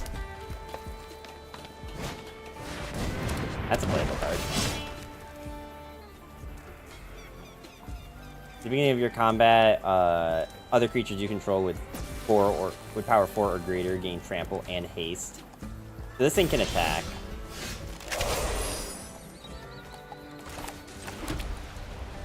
Let's see. 1, 2, 3, 4, 5. Don't you need green source instead? No, I think, like, we're good on green for now. But, how you doing, Aldo? Welcome, welcome. I'll eventually need green, but look at this. We have this card. And we're getting a green.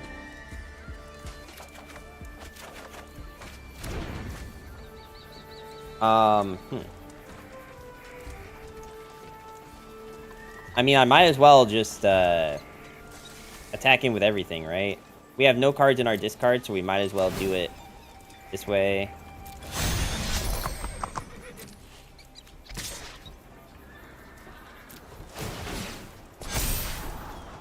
I will start putting this at the bottom because I do need to find... or I have a bunch of mana in my hand. I need to start finding cards.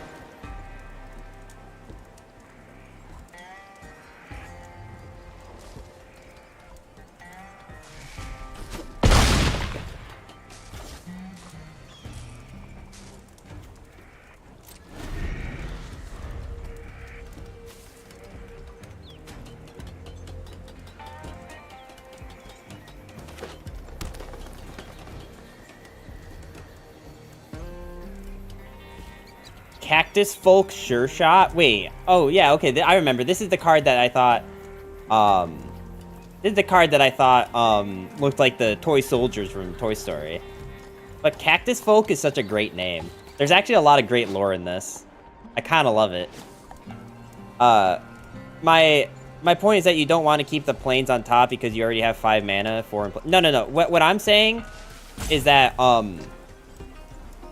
at this point, I really just need mana. Because I was already able to play Make Your Own Luck, so long as I get one of any other mana. And Make Your Own Luck lets me draw cards, so I'm like, increasingly more likely to find what I need from that.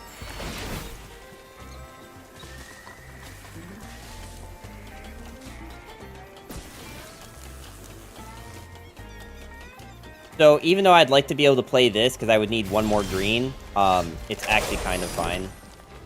Now the question is, do I want to do another Make Your Own Luck, or would I rather... I mean, if I do this... Yeah, we're just gonna do this.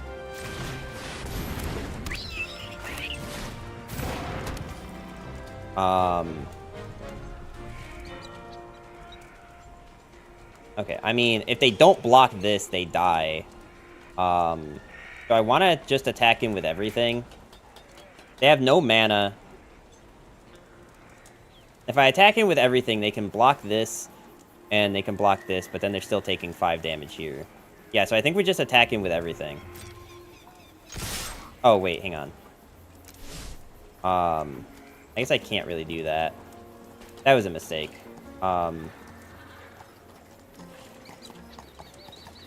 Okay, I kind of fumbled that, but, I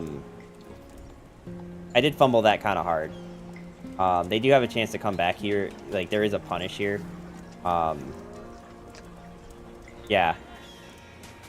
I probably should have just, like, done that.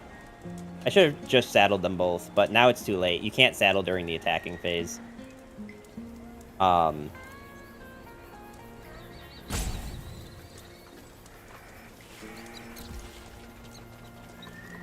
But it's probably fine. I don't think it's smart to attack now that I had it like that, because I didn't saddle this, so it wasn't going to get first strike. If that thing got first strike, they kind of had to just, like, sack something. Yeah. I fumbled pretty hard there.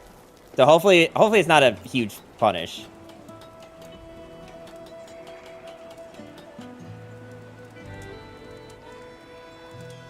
You makey a mistakey? Yes.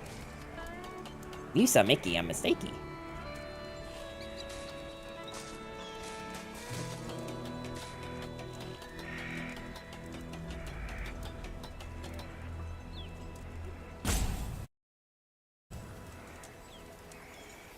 It's okay. I at least, like, understood the issue. I understood what the problem was. I understood how to fix it. They can't really do anything about this anyway, so they're still in a really bad position. But I could have won that turn. Or at the very least, put myself into a really good position. Defender.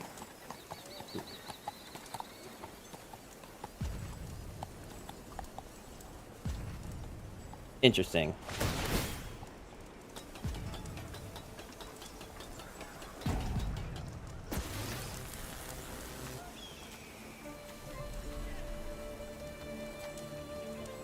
Okay.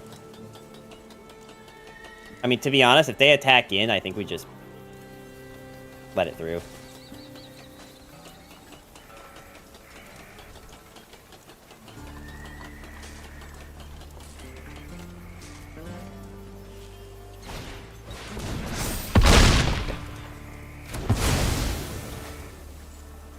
Okay.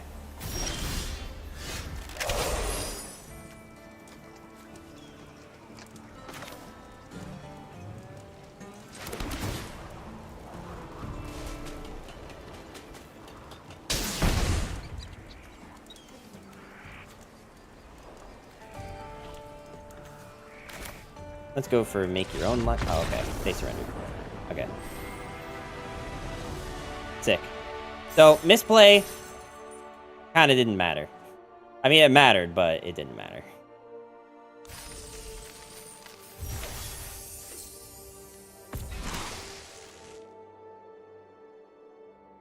Amalia.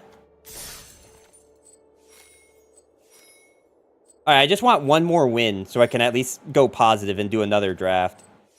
Actually, I technically can still do another draft even if I lose here. But where's the fun in that? Where's the fun in that when I gotta have more stonks?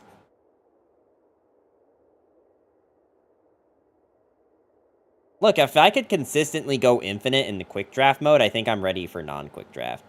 Dang, doing better than I've done it on a while. Well, I mean, keep in mind, I'm on quick draft, and I've been using a lot of resources, right? Like Twitch chat, in-game, overlays, websites. Like, even though, like, I'm kind of new to Magic, I still do understand, like, the concepts of card games.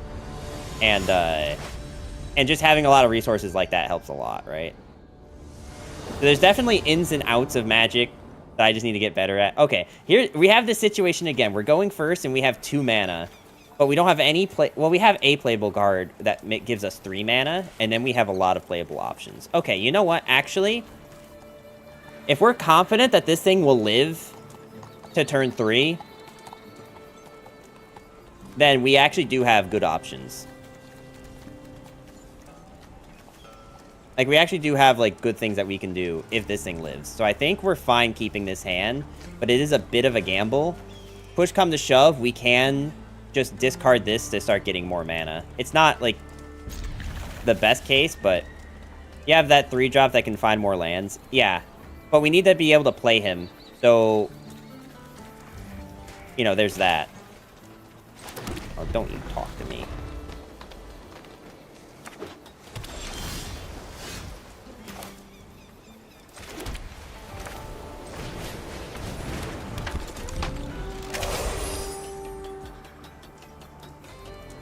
Alright, this is now fine, because now we have this thing. If you haven't cast a spell from your hand this turn, it isn't a creature. Become a 3/3 spirit creature with flying. Interesting.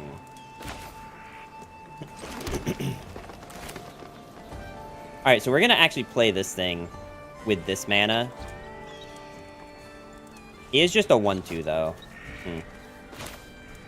That's probably fine.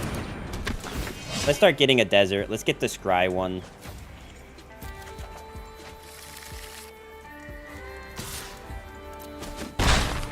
I know that, like, I could have kept this up as mana, but I think there's not a whole lot of 1-mana combo tricks that we could even have to begin with.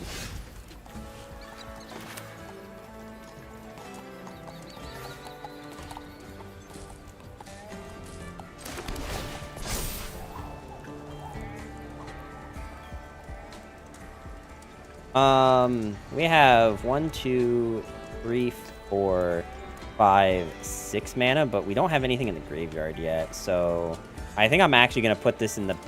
Oh, this is sending it to the graveyard. I'm not putting it in the back of the deck.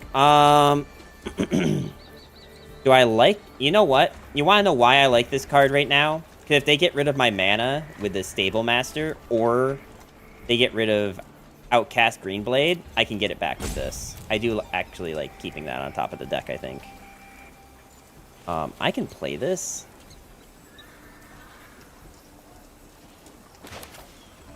Okay, yeah. Let's play this then.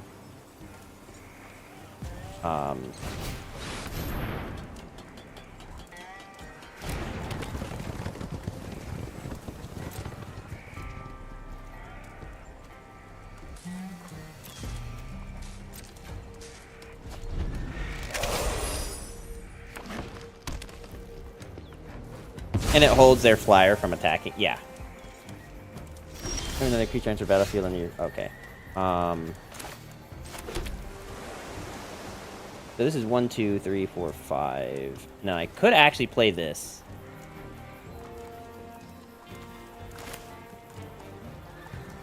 You know what? They've spent all of their mana. I think we're good to be greedy.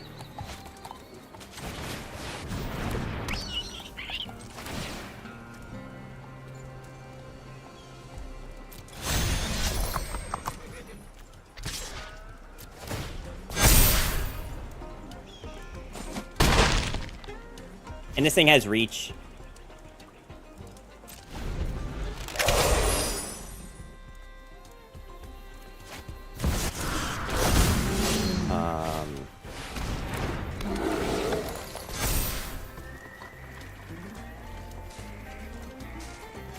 Wait, put 1/1 count where X is its power. Oh, wait, that's actually kind of bad.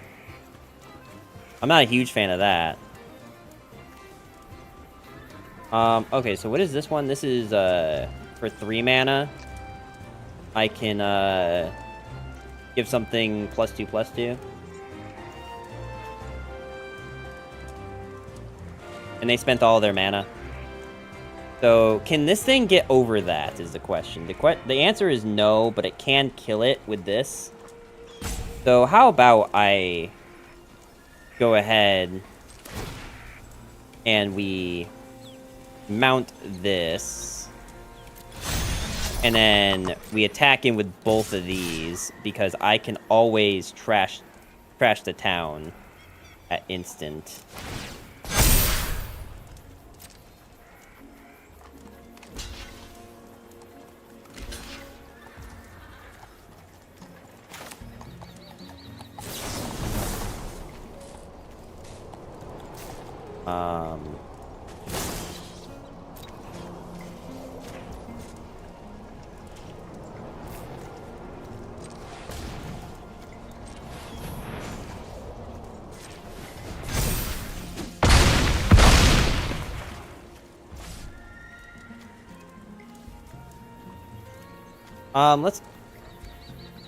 Let's actually just end turn here. This is going to be a really annoying card. Oh, they also have that.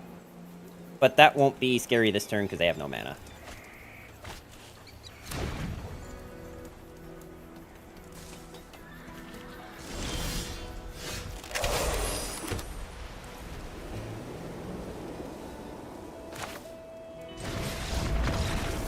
Okay, sick.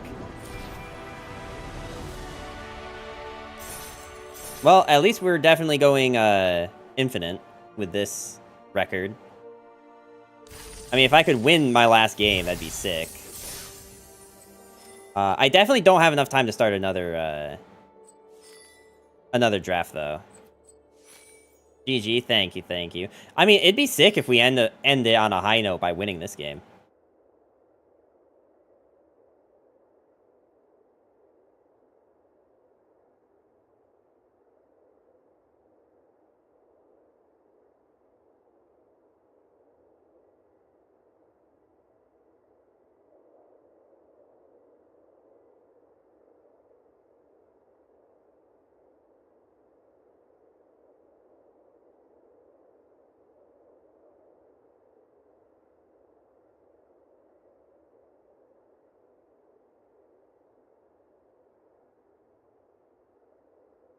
The suspense is killing me. The games haven't taken this long. Also, Aldo, did I already ask you how you doing today? You came in and popped by, and we've chit-chatted a little bit, but I don't know if I asked how your day was going.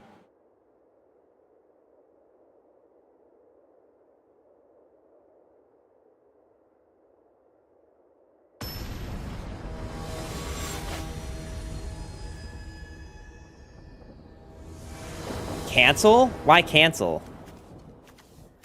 Oh, just to restart the queue, or? Alright,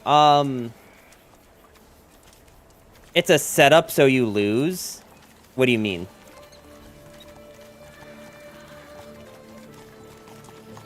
Wait, what do you mean? I actually think I like this hand, because I can play this, and I should be able to play this in another turn or so. So, let's keep this hand.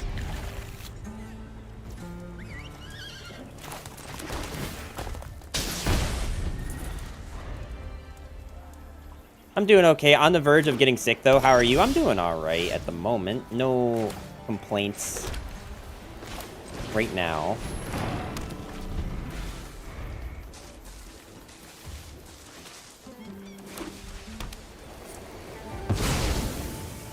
What do you do?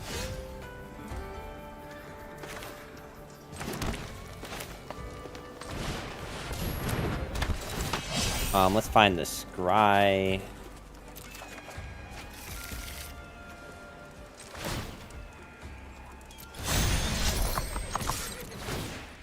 And let's scry again. That's actually fine. I do need a bunch of mana. We're gonna keep that. This thing can become any mana. So I'm not worried about, like, only having 1 green. On the verge of getting sick, though. That's unfortunate. A lot of people I know are getting sick right now. So, the very, very, sickly times. I, think I might have a little bit of, like, allergies kicking in now that I've been spending, like, a decent amount of time outside this weekend. And in fact, I wouldn't even say that I spent that much time outside,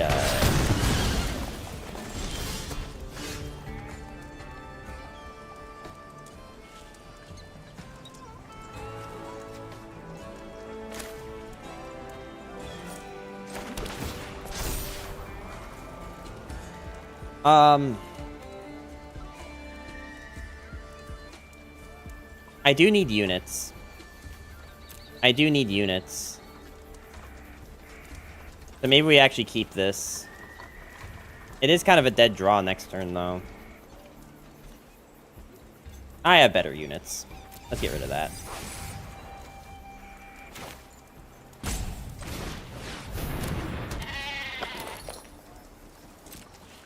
They have no mana. We should attack in.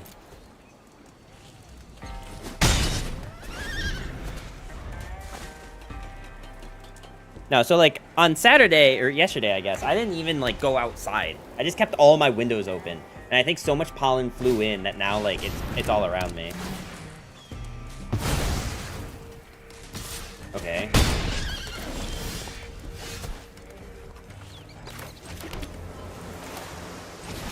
Why would you prefer a game with mana variance based on land like MTG or stable mana? Oh, would you prefer? Definitely the latter. I definitely prefer the latter. Because like, okay, I guess it depends on what you mean. If like, the mana is still accrued normally like a game like Snap, but there are different color manas, I think that system could be really cool. But the mana where, like, it's in your deck, that's a little, no bueno for me. I'm not a huge fan of that. I hate the mana being in the deck thing. That is, like, a very, like, unfortunate, like, mechanic that is a creature comfort that other games just don't have to worry about.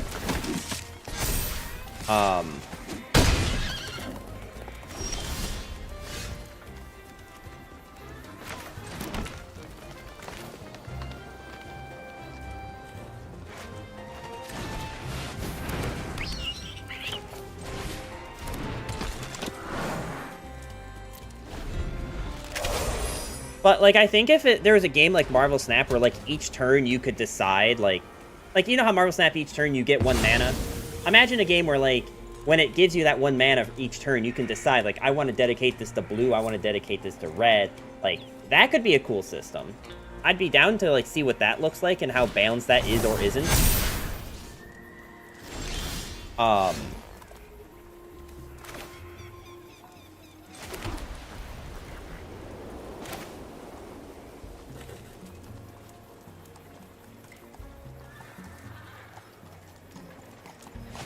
Do I have enough mana for both of these? No, I do not. 1, 2, 3, 4, 5, 6. I do not have enough for both. I wonder if I should wait 1 more turn. But they only have 1 mana.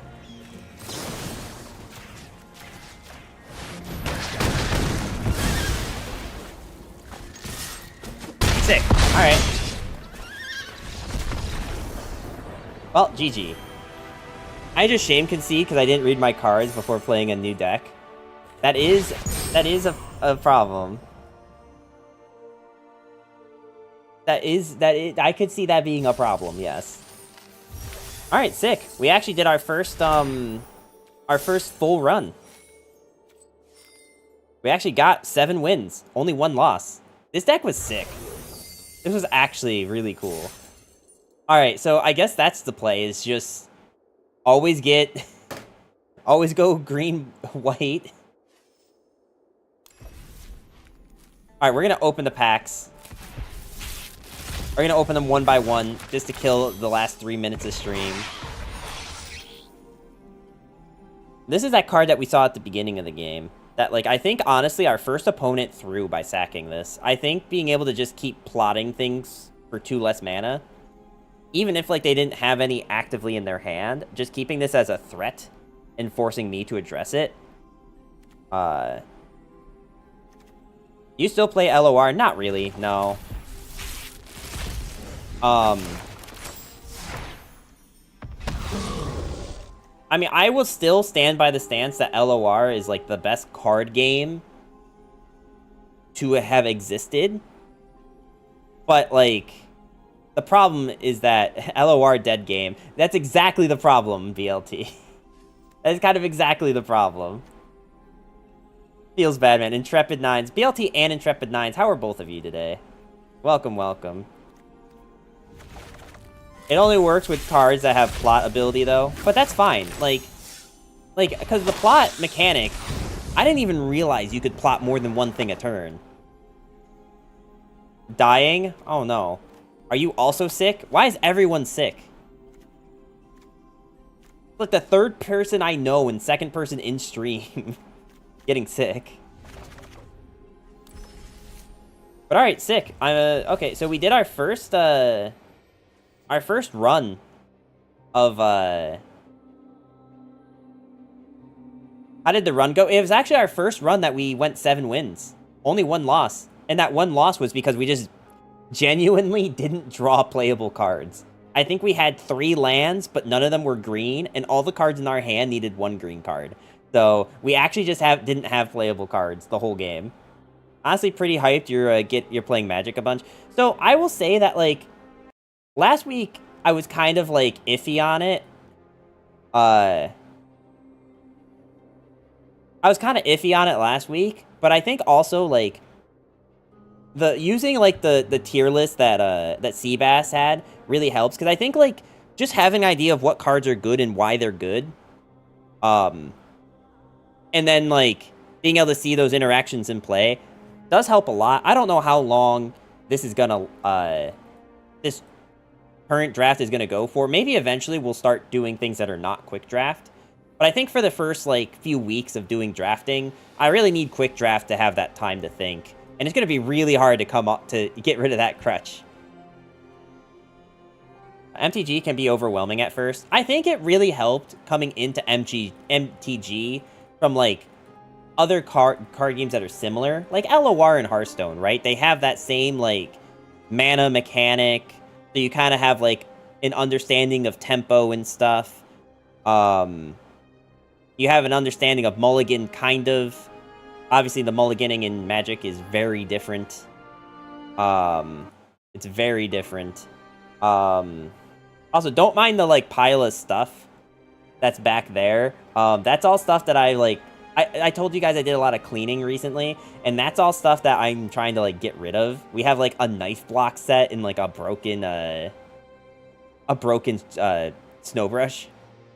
Most TCG skills overlap, yeah.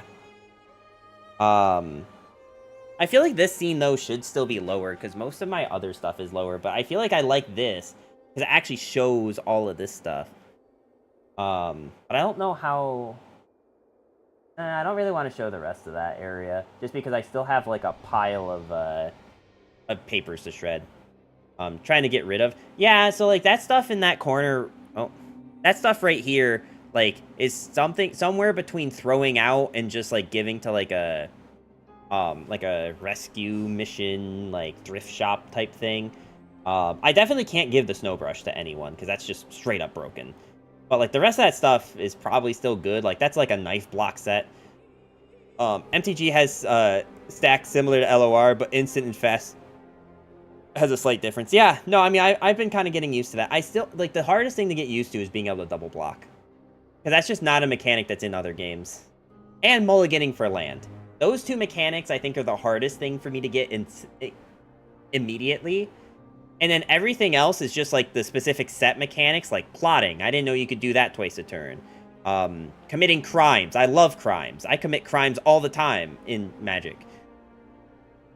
Crimes are my favorite thing to commit in Magic. I'm going to specify again, in Magic.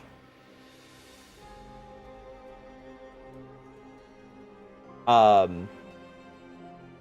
yeah, anyway, I think I'm going to end stream now. So thank you so much to everyone who came out. Thank you so much to all the resubs, the raid we got earlier from Adric.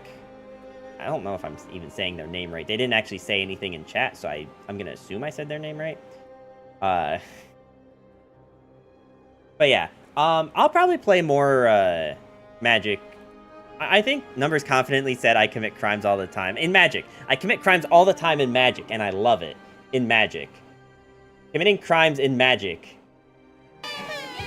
BLT, thank you for the 37-month Prime resub. I can't believe I've been doing it for that long, dude. It's wild to me. It's still wild to me that I do it for this long. I'm sorry that, like, I didn't stream yesterday, y'all. I don't know.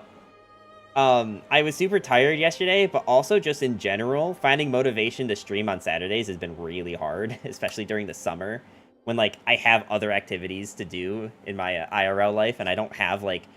You know, this is the same issue that I had, like, most of my life, where I just overload my schedule. High school, I would do, like, an extracurricular activity that took up, like, somewhere between 3 to 5 days of the week. And then the remainder of those days, I would work at a grocery store. And, you know, all the while, I'm also going to school, because this was high school. College, I had college, and I had the same grocery store job. And then after college, I had a full-time internship that was a full 40 hours a week, plus another, like, 20-plus hours at a grocery store. So, like, I've never had a life where I wasn't working, like, 60-plus hours. And even this, like, I work a 40-hour job outside of this, and then I stream, what is that, 25 hours a week or something? Because it's, like, 5 days a week for 4 hours. So not quite 25, but roughly 20 hours. Yeah, so, like, that's still... so you know, finding motivation to stream on Saturdays has been a little difficult. A little difficult for me. So Saturdays might just be a, like, as I think of it kind of thing. So just, like, you know, Sunday through Wednesday is always guaranteed, unless something comes up. But, like, Saturdays is kind of like, if I have, like, free time, then yeah, sure, we'll do a stream. You should just play LOR and not worry about it then. You know, like, I keep hearing people say this to me. I keep hearing people be like, well, you know, you could just play LOR anyway. You could just download it anyway. Yeah, I could also just make a MySpace page. But you know what? I'm not going to do that. You want to know why? Because I don't know a single other person that has a MySpace page, all right? Not a single other person that I've ever met still has a MySpace page. So, you know, like, I could, but why? That's the best I can explain it. Anyway, I'm gonna go to bed now. Thank you guys so much for all coming out. I do appreciate all of you, even those of you that still want me to play LOR. And I will see you guys tomorrow. The same time, same place, 7 p.m. to 11 p.m. It's not even about the audience. It's just, like, all my friends that played, like, exactly, like, the community. Like, all my friends that played either, like, don't play Numbers stream Snap again. I could stream Snap again. I'm probably not gonna stream Snap again, like, full time, because I can't really play that game for long periods of time. I've just noticed that when I try to, like, play Snap for longer than, like, 3 hours a week, I just get, like, uncomfortably tilted from it. So I think, like, doing, like, a stream here and there of Snap, I could definitely see myself doing. I haven't been following along with the meta. I actually did think about playing it this week, but we'll see. I have been trying to, like, get better at Magic now, so we might be playing Magic for a little bit, guys. Anyway, again, it's probably the third time I've tried to end the stream now. Thank you guys for coming out. I appreciate all of you. As time permits, we'll do our chess at the end of stream. Like, obviously today I can't, but the Chinese dating sim waifu. Okay, like, guys, I need to level with you guys. I had a, like, 4-year affiliate anniversary just happened, and I completely flubbed it, completely dropped the ball. I think I need to make up for it. So I'm thinking at some point in August, I will probably do like a anniversary stream that is like just playing through that game, because so many people requested I play it again, and I haven't had like a good occasion to do it. So I'm gonna have to like pick a date and tell people to mark their calendars so that people are actually there for it. But yeah, that is the plan. That is the plan right now. KFC dating sim and microwave smash stream. So I think like now that the pandemic's over, I can actually do the microwave smash stream, but I almost wonder how many people besides you actually like remember that that was supposed to happen. Because it might just be a stream just for you, BLT. I feel like most of the other audience that was here for that got mad that I didn't do it and left.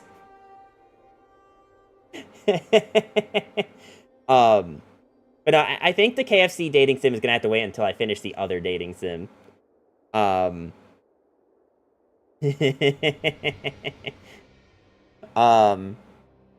Like Office Space style? Yeah, sort of. Like, one of my so what I tried to do early on with streaming was always do a sub goal. And I had a sub goal of like 100 subs and I would do a Wendy's mukbang. And I actually followed through on the mukbang. I have a video on my YouTube, I think. I don't remember if exclamation mark mukbang still brings that up. But I did that, and that was fun. But then the second sub goal I did was smash a microwave. And I didn't really think about the logistics of that before I did it. And so I ended up in this situation where I just couldn't, like, find a place to go and smash a microwave. Because, like, I don't know, there's, like, rage rooms that let you do that. But the other problem is, like, I'd have to otherwise go and buy a sledgehammer and then, like, just hope that I have enough PPE to not hurt myself doing it. And that's something that'd be more fun with people. So, like, I need to, like, get people, like, some of my mods or something. Wait, 2 of my mods are in San Francisco. We could make this work. One of my mods might be able to come out to San Francisco if I give him enough convincing. There's maybe a world where I can make this work, where I smash the microwave with a bunch of my mods. Hang on. The gears are turning. I don't know. I'm not promising anything, but we might be able to make this work. We might be able to make this work. Was the sub goal for the microwaves to be plugged in or not? No, they're definitely not plugged in. You've never destroyed a microwave before? Unfortunately, I've never destroyed a microwave. I have a space we could do it at, more than likely. Okay, then yeah, we'll workshop this. We'll figure this out. You don't own a sledgehammer? I do not own a sledgehammer, no. As it turns out, the biggest hammer I own is like this big, you know?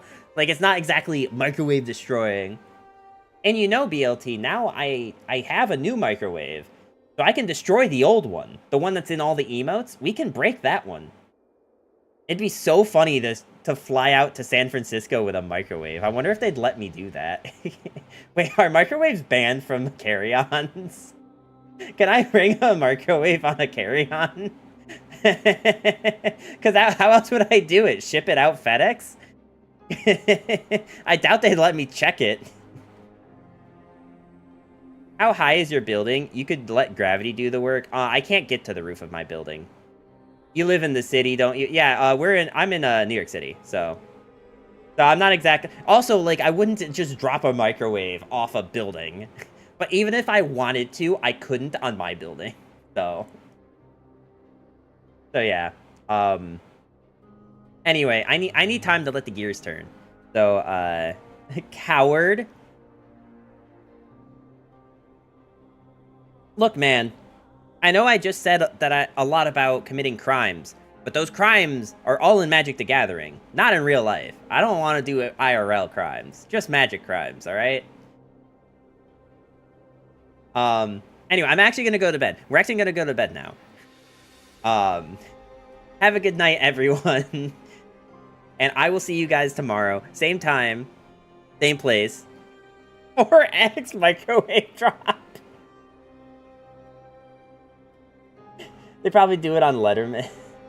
The MTG have a microwave card. I don't know. I know they have something with a cat in an oven, but I don't know if they have a microwave. You could probably search it on that one website. I know there's a website where you can search, like, anything oddly specific, on Magic. But, yeah. I'll see you guys tomorrow. More Magic. 7 p.m. to 11 p.m. Eastern. If you don't know when 7 p.m. Eastern is, it's 11:13 p.m. right now for me. So, 4 hours ago is when I started stream. Oh, that's a bug. I'm gonna kill that. That looks like a flea.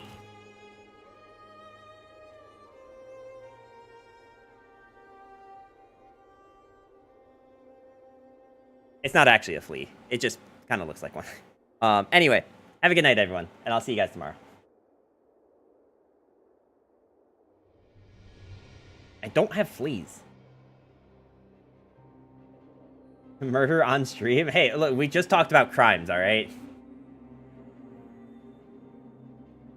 It seemed fitting to end the stream on that note.